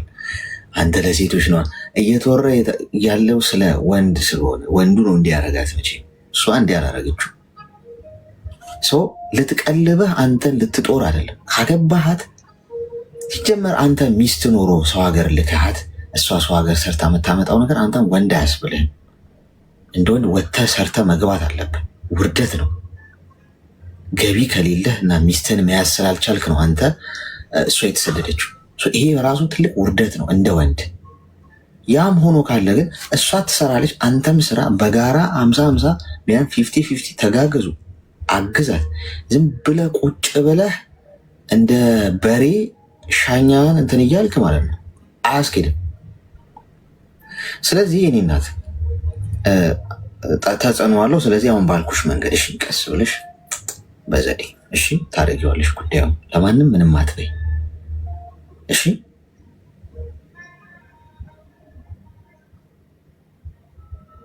ተግባባን? አዎ አሌክስ፣ በጣም አመሰግናለሁ። እሺ አመሰግናለሁ። እንደሱ አይነት ሰዎች የጨነቃቸዋሉ። ገብቷቸዋል። ምኑን ከምኑ እንደሚያደርጉት ግራ የገባቸው ለእነሱ ነው። ቁጭ ምለው እዚህ ጋር የምገኘው መፍትሄ ሊያልሰጣቸውም አይ ነው፣ ግን መፍትሄውን በአንድም በሌላም ሊያገኙት ይችላሉ። ዋናው ነገር ግን መንገድ ጠፍቶበት ጨለማ ውስጥ ግራ የገባው የሚይዘውና የሚጨብጠው የጠፋው ብዙ ሰው አለ። ገብቷቸዋል። አሁን እሷ ምንም የምታውቀው ነገር የለም። ሰውየው እያጃጃለ ገደል ሊከታት የገዛ ልጇን በፕሮግራም እንድታወራ የሚያደርግ ምን አይነት አውሬነት ነው? ሊገባኝ አይችልም። እንዴ እቺ ልጅ እኮ 9 ወር አርግዛ የወለደችው ልጅ ነው። ስታመጥ እንኳን አብሯት አላማጥ። እንደው ሴቷ እንኳን ብታረገው ኢትስ ኦኬ። ወንዱን እናት ሆና ልጅሽን አላገናኝሽም ማለት ምን የሚሉት አስተሳሰብ? እንዴት ቢያድግ ነው ይሄ ልጅ? እንዲህ አይነት ባህሎች ግን የት ነው ያደጉት? የትኛው ፕላኔት ላይ ነው የኖሩት? አለመግባባት እኮ ብርቅ አይደለም ጓድ። እንዴ አትግባባም። አዲስ ነገር ካልተግባባ ልዩነትህን እንደ ልዩነት ቆጥረህ፣ ግን አንዳንድ ደግሞ የምታልፋቸው ነገሮች አሉ። በቃ በዚህ መንገድ አይደለም ሰውን የምትቀጣው። ልጅን ብዙ የምንሰማው ታሪክ ተመሳሳይ ስለሆነ ነው። ልጅን አለማገናኘት ማለት ምን አይነት ጭንቅላቱ ቢወድቅ ነው? እንደዚህ አይነት ሰው ምን አገናኘው ከአንተና ከእሷ ጋር ጸብ? የልጁ ጉዳይ። እንደዚህ አይነት ወንዶችን ግን ከየት እንደመጡ ፈጣሪ ወቀው። ግራ ግብት እያለኝ ነገር የት ነው ተወልደው ያደጉት? እያሳናቀ ነው በቅለው ነው። ሰው እንዴት አንድ አይነት ይሆናል? በፈጣሪ ስም። ሄሎ ሄሎ፣ ሰላም አሌክስ፣ እንዴት ነህ? እንኳን ደህና መጣሽ። እንኳን ደህና ቆየህ። እንዴት ነህ? ሰላም ነው? ሰላም እሺ። ብዛ ምን እንታዘዝ? ብዙ ጊዜ ሞክራለሁ፣ ግን ዛሬ በአንዴ እንደላኩ አስገባኝ። እኔም እንዲህ ታሪክ አለኝ። እስቲ ምን እንደምትመክረኝ። እሺ ንገሪኝ። እኔ አሁን ከወጣሁ 3 ዓመት ሆኖኛል ከሀገር። እሺ 2 መንታ ልጆች አሉ። ገና የ1 ዓመት ከ10 ወር ነው ጥዬ የመጣሁት እና ጥዬ የመጣሁት ማላቅበት ሀገር ነው ሄጄ አስቀምጬ የመጣሁት ማለት ነው። እኛ ቦታ ቤተሰብ ጋር ብዙ ፋሚሊ አስተማማኝ ስላልሆነ በቃ አለ አንዱ ሲያጠፋ አምጥቶ ወሬ ስለሚያቀብሉ ምናምን እና ከዚህ ሁሉ ብዬ አልኩትና ማላቅበት የእሱ ዘመዶች ጋር አላቃቸውም ወስጄ ጥዬ የመጣው ማለት ነው። እና እነሱ ጋር እነዚህ ልጆች እያደጉ አላገኛቸውም። እንግዲህ ገና የ1 ዓመት ከ10 ወራቸው ነው። ጡት ራሱ አላቆሙ። እሱ ፌዴራል ፖሊስ ነው። ብዙ እንትን አይደለም። ፍልድ ከወጣ በኋላ ብዙ የሚመልስልኝ መልሶች ጥሩ አይደለም። ከዛ እኔም ደግሞ ስናደድ ኃይል ቃል እናገራለሁ። የስቶክ ያልኩት ተውኩት። አማራጭ ለመፈለግ ወደዚህ መጣው። ልጆችን 2 ዓመት ብሰራ 4 ዓመታቸው ላይ ብገባ ትምህርት ቤት አስገባቸዋለሁ ብዬ ስራ እንደመጣው አልተሳካልኝም። እዚህ ማለት ነው ዱባይ ገጠር ነው የደረሰኝ። ስለዚህ እኔም በጣም ስላልተመቸኝ በመሀል ጠፋው። ስጠፋ ደግሞ ያው የሚያወጣ ወጪ አለ። ምን ስል የ1 ዓመት ብር በመሬት ማከና ማለት ነው። ስራ እስከምፈልግ ምን እስከምል ለሚያስጠፋኝ እስከምከፍል ምናምን አልኩትና በቃ እሺ አልኩትና 1 ዓመት ልጨምር አልኩትና አሁን እንግዲህ 3ኛ ዓመቴ ነው። ለመስከረም ለመግባት ልክ ረመዳን ተፈተው ልገባ እቃ ገዛዝቼ ሻንጤን አስተካክዬ እንግዲህ እኔ ምን እንደሆነ ታውቃለህ? ልጆቼ አማርኛ አይችሉም፣ ስዳምኛ ነው የሚችሉት። እኔ ደግሞ ስዳምኛ አልችልም ምንም አይነት ነገር። ከልጆቹ ጋር ብገባም እነዚህ ልጆች ገና ቋንቋ እስከማስለምዳቸው ድረስ በቃ ቀድሞኝ ወደ አዲስ አበባ አምጣው አልኩትና እሱ ራሱ አባትየውን አባብዬ አምጥቶ ለወንድሜ እንዲሰጥ እኔ ደግሞ ብሩ ስልክላቸው ለልጆቼ የሆነ ጊዜ ላይ ቤት ተገኘ። ከወንድሜ ከራሱ ወንድሜ ልገዛ እንትን አልኩትና አይ በአንድ ሰው ብር አላስገባም፣ አንዱ ባጠፋ አንዱ ያለ አንዱ ምክር ስለማወጣ ሁለታችሁ የእህቴ ልጅና ወንድሜ ማለት ነው ይሄን ብር ሁለታችሁ በአንድ አካውንት አድርጉና አንዱ ሄዶ ማውጣት እንዳይችል ብሩን እንዳያባክን ለልጆቼ ብቻ መድረስ ያለበት እንዲደርስ የሚገዛበት ደግሞ እንዲገዛ ማለት ነው። መሬት ግዢ ስለይ ማለት ነው ወንድሜ። እሺ አልኩት። ከዛ በቃ ለልጆቼ በፈለኩበት ጊዜ ይሄን ብር አድርሱልኝ ካልኳቸው እንግዲህ የሚላክላቸው የሚገርም ነገር ከ2000 በላይ ተልኮላቸው አቅም አመት በዓል ከሆነ 4000 ብር ይላክላቸዋል። እና በዛ የተነሳ ብዙ ጭቅጭቅ ነበረ። እንደዛ ጨረሱ ልጆች። አሁን ልክ ፋሲካ ሲገባ ጾም ውስጥ ዛሬ ፋሲካ ገብቶ እንደነገ ወደ አዲስ አበባ መጡ ማለት ነው። ከዛ አይ በቃ ልጆቼ ከመጡ ሁለታችሁ ሂዱና እኔ እስከምመጣ ድረስ ይሄ ብር እስከዛሬ በእናንተ ሲገባ የነበረ ብር ለልጆችሽ ነው አወጣን እንዳትሉኝ ወደ አካውንቴ ትራንስፈር አድርጉልኝ አልኳቸው። ከዛ እኔ የሲስተር ልጅ ነው ማወራው ሁሌ ማለት ነው። ከዛ የሲስተር ልጅ ሁሌ ስልክለት ኩማ ይሄ ምናል ብር አለ ይሄናል ብር አለ ኦኬ አላለው አወራለሁ ለካ ምንም ማለት ብር የለኝም። ምንም ማለት ሶሞኒ ማለት ነው ያለው አማንክም አላማንክም 400 ብር አካውንት ላይ አለ። እስከ ዛሬ ስለፋይ ነበረ። ጭራሹን እሱ ብቻ ሳይሆን ልጁ ራጩ ነው፣ የቴ ልጅ ራጩ ነው። ያኛ ቤተክርስቲያን ነው፣ በየገዳማቱ ሄዳል፣ ጃንጥላ ምናምን ያስረክባል። ወንድሜ ትክክለኛ ወንድሜ እንግዲህ በሁለቱም ስለሆነ እኔ ጀስት እንግዲህ ይሄ የሲስተር ልጅ ቢያጠፋ ወንድሜ ይነግረኛል፣ ወንድሜ ቢያጠፋ የሲስተር ልጅ ይነግረኛል። ይሄን ብር አንዱ ያለ አንዱ እውቀት ስልክ እንግዲህ በሁለቱም ስም ነው መልካም የተጣመረ አካውንት ስለሆነ እኔ አልኳቸው ብር አንድ ብር ብትጎል የምር ማለት ነው የምር ልጆችን በቁመና እንደገደላችሁ ነው። የኔ ብር አይደለም ይሄ ብር የነዚህ ዱዳ ብር ነው። አስብ 2 መንታ ማለት ገና ጡት ያላቆሙ ቁስሌ ሳይደርቅ ጥያቸው የመጣሁት ማለት ነው። እግዚአብሔር በማቋጥቻ አይደለም አሌክስ መጣ ማለት ነው። ፑል ቤት አለኝ ሞተር በገጠር ላይ በወር ወይን 4000 ምናምን ያስገባልኛል፣ ወይም ደግሞ አነሰ ከተባለ 2000 ብር ያስገባልኛል። ፑል ቤት አለ፣ ፑል ቤቱን ራሴ እሰራለሁ፣ ሰው መስቀጥርበት እንትን እላለሁ። ግን ልጆች የተጎዱ ቤት በሰራተኝነት እንደ እዚህ ጋር ብዙም እንትን እየተባረረ ስለሆነ ፑል ቤቶቹ እጭ አልኩትና እኔም በጣም ከሰው ወጣሁት። ልጆቹ ጡት ማቆም ተውት። እኔ ሳልወልድ 90 ምናምን ኪሎ ነበርኩ። እንግዲህ ወልጄ ስነሳ የምር አማንክም አላማንክም 45 ኪሎ ገባሁት። ከሰው ወጣው ማለት ነው። ሁለቱ ሲጠቡኝ ከጀርባዬ ያቃጥለኛል። ሁለቱም እንዲህ ወርውሮ ነው የሚጥሉኝ። ምንም ማክል ሴትዮ ምን እንዳከልኩት እዛ ሁሉም ለበጎን አልኩና ልጆቼ እዚህ ጋር እኔ ጋር ያሉ ከምሰቃዩ አንዴ ሊድና ፑል ቤቱ ሸጥኩና ሞተሩ ሽጬ ለበረራ አደረኩት። ፑሉ ሽጬ ለልጆች አካውንት ውስጥ አስቀምጬ የመጣሁት። እንግዲህ ያኔ እኮ መቀየር እችላለሁ፣ መለወጥ እችላለሁ። ግን ልጆች እዛ ጋር እየተጎዱ ነው። ምግብ ሰርቼላቸው ሲወጣ ለልጆች አታበላም ልጅቷ፣ ከገጠር ነው ያመጣሁት። አንዴ ገላቸው ነበረ ኦኬ አልኩትና ይሄ ሁሉ ልጆች እዚህ ጋር ሆኜ እኔም እየተጎዳው ልጆችን ከምጎዱ ከሀገር ወጥቼ ቢጎዱስ 1-2 ዓመት ሰርቼ ቢመጣስ እኔ ወደ ራሴ እመለሳለሁ፣ ልጆችም ጡት ይተውሉኛል አልኩና ጥዬ መጣሁ። በቀደም ለታ ልገባ ስል ብሩ ወደ አካውንት ያዛዙሩ ሲል ብሩ የለም ተባልኩት። ምንድነው አልኩት። ከዛ ልጁ ወደ ሌላ አገር በረራ አድርጓል ማለት ነው።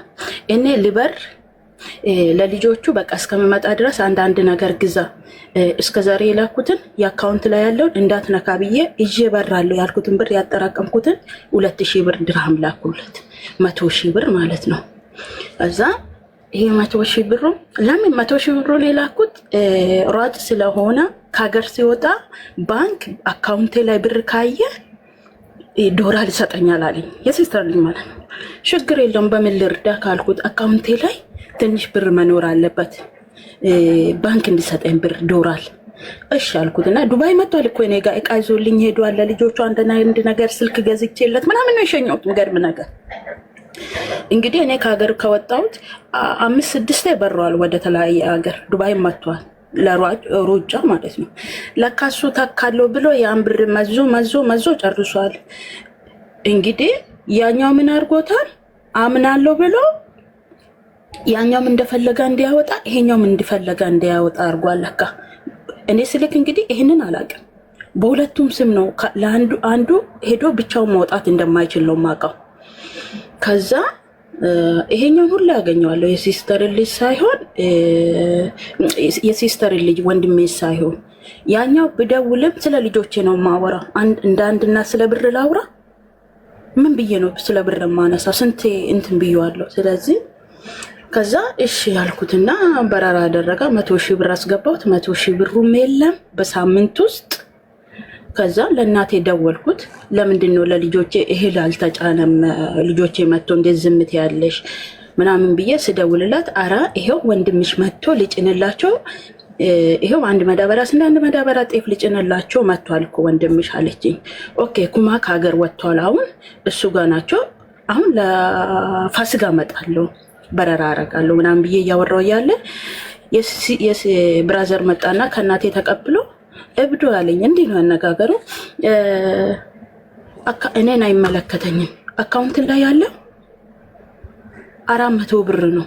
ምን ማለት ነው? ምን አይነት ቀልድ ነው አልኩት። ደነገጥኩት። እንዴ እኔ በየቀኑ አዟዙሩልኝ እያልኩ ልጆቼ ከመጡ ጊዜ ጀምሮ እየጨቀጨቋችሁ ነው። ይኸው ልጆቼ ከመጡ 1 ወር ሆነዋል። እንዴት ብሩ የለም? ምን አይነት ቀልድ ነው? ከዛ ይሄኛው በረራ አድርጓል። አርብ ማታ ነው በረራ ያደረገ። ለምን ሐሙስ ማታ በረራ ያደረገ?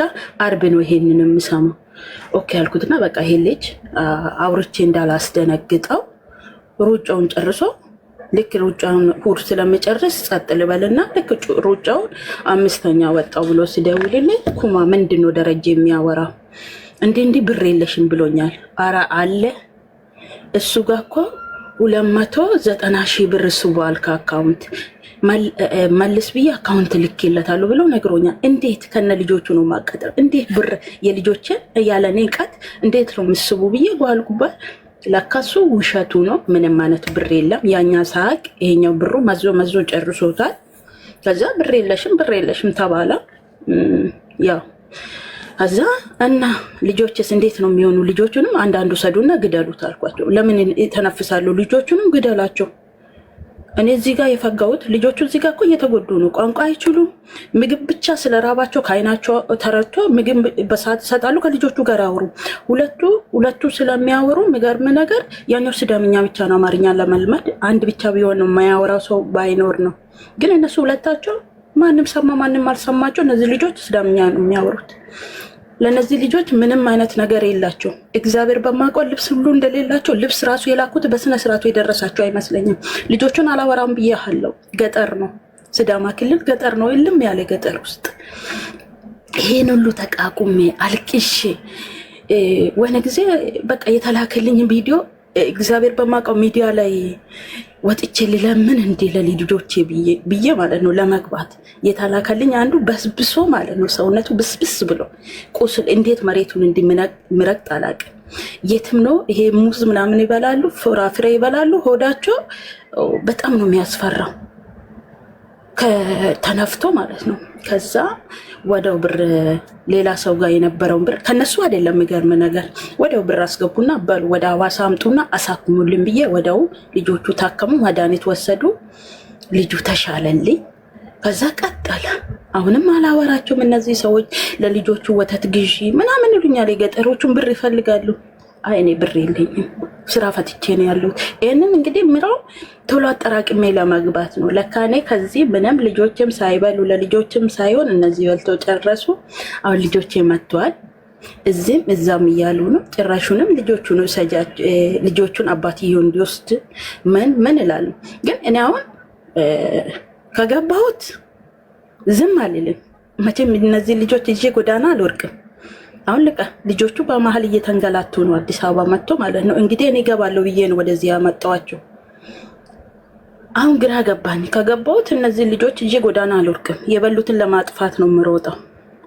በቃ እኔ ከዚህ ሁሉ አልኩትና ሚዲያን እንዳለ አጠፋሁት። እነሱ የሚደውሉብኝን አጠፋሁት። ራሴን መቆጣጠር አልቻልኩም። ይሄ 2 ወሬ ደነገጥኩ። በድንጋጤ ራሴን መቋቋም አቃተኝ። በቃ ምንም አውጡና ጣላቸው። ምክንያቱም ብመጣም ጎዳና መውደቃቸው አይቀርም። ምክንያቱም እናንተ በልታችሁ ጸጥ አልልም። ባዳ ብበላ ችግር የለም።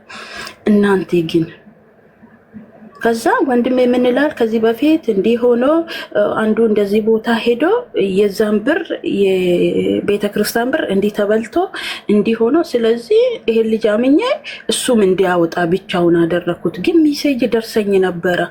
አሁን ግን እንዴት ሜሴጁን እንዳዘጋ አላውቅም ምናምን ብሎ አካውንቱን የወጣበትን ሰብስቦ ላኩልኝ ማለት ነው፣ ከባንክ ማለት ነው። እና እኔ ምን ላድርገው? ይሄንን ምን ላድርገው? ወረቀቱን የላካችሁልኝ ምናምን አልኩት። በዛ ቀጠል አሁን ዘግቼ ነው ያለሁት። ምክንያቱም እኔ በረራ ካደረኩት ገብቼ ዝም ልል አልችልም። እነዚህ ልጆች ጎዳና ይዤ ወጥቼ በቃ ወንድሜና የእህቴ ልጅ የእነዚህን ብር በሉ ብዬ ጸጥ ማለት አልችልም። ምክንያቱም ወይን እነሱ ሊያጠፉኝ ነው ወይን እኔ ላጠፋቸው ነው። ከዚህ ሁሉ እዚሁ ልረጋጋ ብዬ ቀጥያለሁ። ልጆቼ ግን ምን ላይ እንዳለው አላውቅም። ምክንያቱም የሚወርቁበት ቦታ የለም።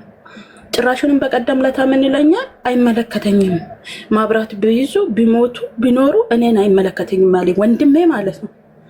ያኛው ልጆቹን ሄዶ ጭኖ እቃውንም ልጆቹ ወስዷል። ወንድሜ ወደሱ ከሲስተር ቤት ልጅ ቤት ስደውል አነሳም። ያኛው ብር በላ የተባለው በልቻለሁ ብሏል። ያኛው አምኗል። ግን ደግሞ አሸንፌ ተካለው ብዬ ነው ብሎ ተናግሯል። እና አሁን እስቲ ምን ትመክረኛለህ ስለ በቃ እነዚህ ልጆች ዝም ልበል? የምር ማለት ነው። በቃ ታውቃለህ፣ ማታ ማታ ይበጂ ጩይ የነሱ ድምፅ ነው። ትናንትና አሁን ምን ላይ እንዳለው ታውቃለህ? ወደ ኋላ ተመልሼ ገጠር ጥዬበት የሄድኩበት ጊዜ ነው እያስታወስኩታለ። ወደ ኋላ 3 ዓመት ሙሉ ማለት ነው እዚህ ያሳለፍኩት ሳይሆን ትላንትና እንዴት አልቅሶ ይሁኑ እንዴት ተኝቶ ይሁኑ የማለቱ ነገር ወደ ኋላ ማለት ነው። ተመልሼ ጭንቀት ውስጥ ነው ያለሁት።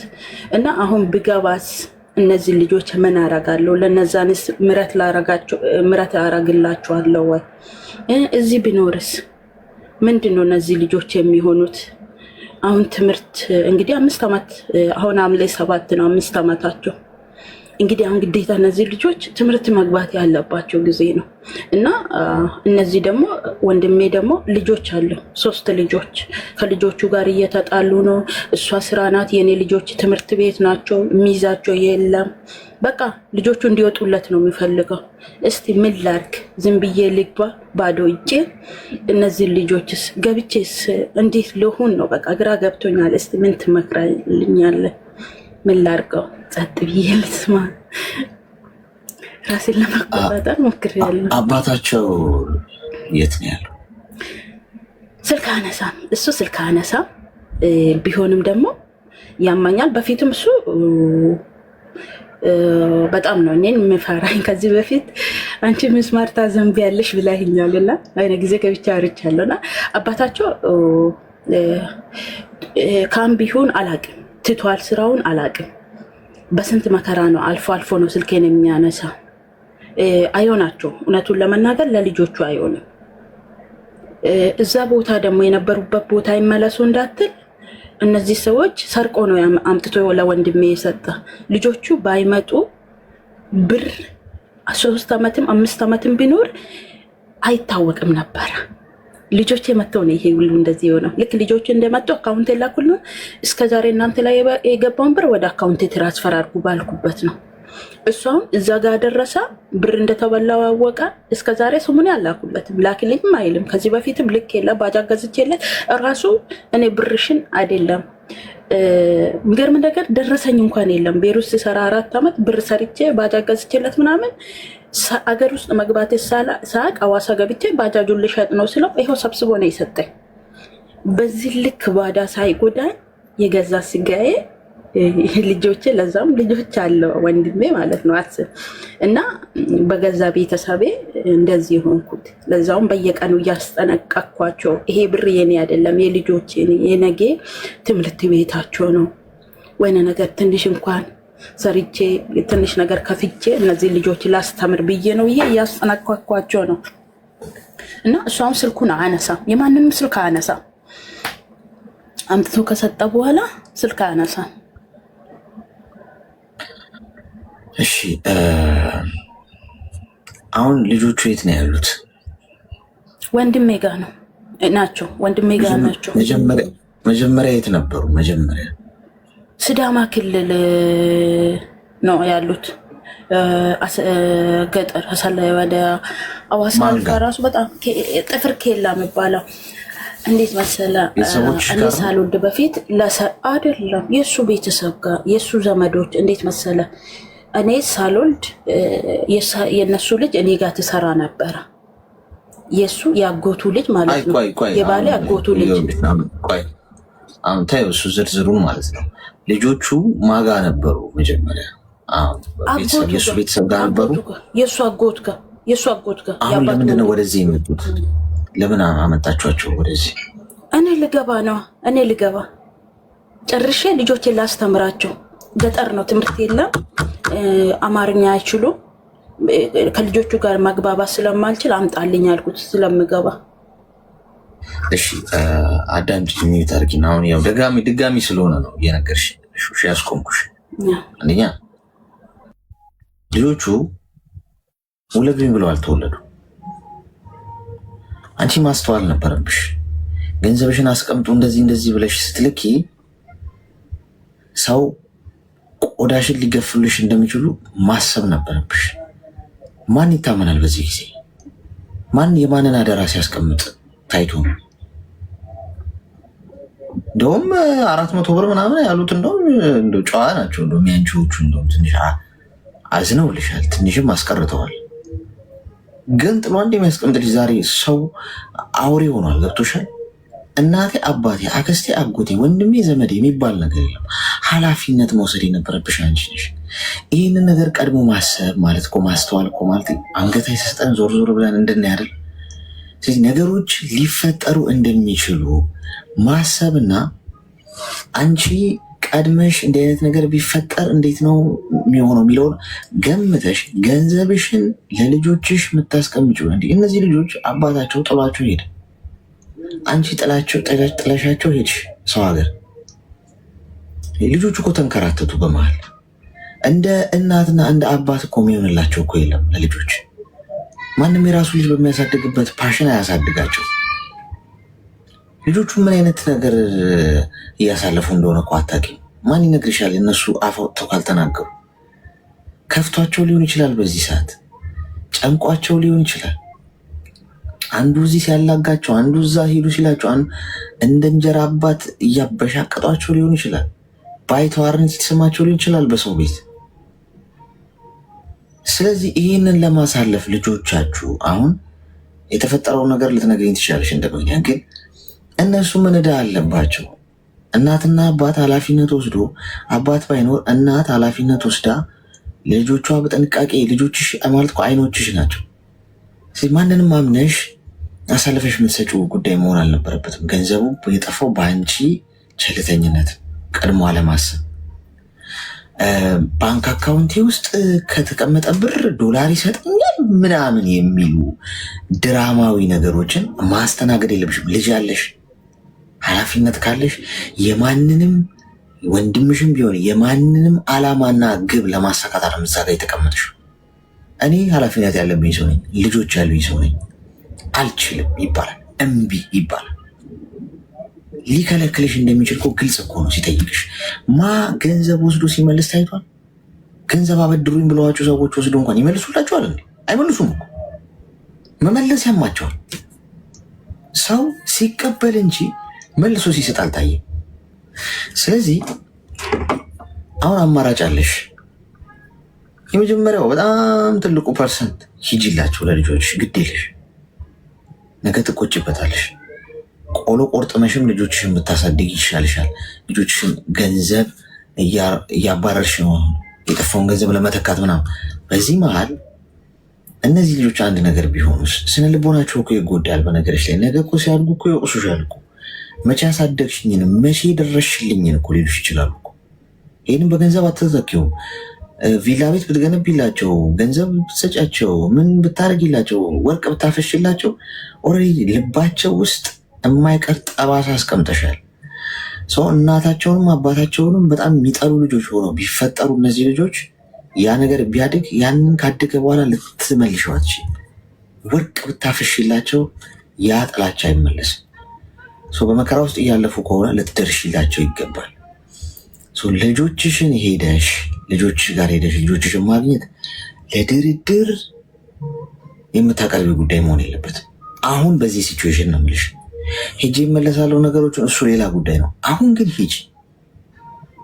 ምንም የለሽም። አዎ በአንቺ ቸልተኝነት ኃላፊነቱን ውሰጂ። ሂጂና የልጆችሽን ከረንት ላይ ያለውን ሁኔታ ተረጃቸው። አትሊስት አቅፈሽ እንኳን እንደ እናት እኔ እናታችሁ ነኝ ማለት ለልጆቹ ትልቅ ተስፋ ነው። በዚህ ልጅነታቸው ነገሮች ሳይበላሽ ገብቶሻል።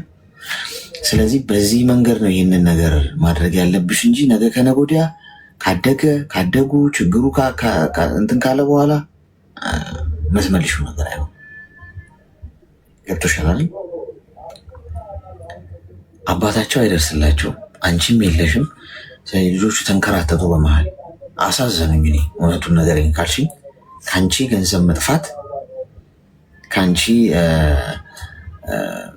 ከአባት ጥሎ መሄድ በላይ የልጆቹ መንከራተት በእውነት በዛ ላይ ቋንቋ አይችሉም ብለሽኛል። ምን ሀስል እያሳለፉ እንደሆነ አታውቂም። እና ወልደሻል እንደውም አንቺ። እኔ እንግዲህ ልጅም አልወለድኩ ምናምን ፊሊንጉን አላውቀውም፣ ግን እንዲሁ ሳስበው አንጀቴ ነው እንትን ያለው። ገብቶሻል? አሳዘኑኝ ልጆቹ ስትነግሪኝ ገና ከንግግርሽ ሰው ልክ አይደለም። እሺ ይህን ሁሉ መከራ ለመጋብ በዚህ ሰዓት አቅፎ ምሳ እየቋጠረ ትምህርት ቤት የሚያደርሳቸው የሚያስተምራቸው ሰው ነው የሚያስፈልጋቸው።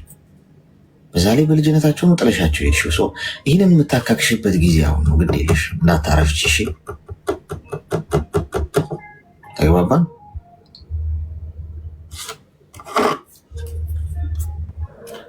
እሺ አሌክሶ በጣም ነው የማመሰግነው።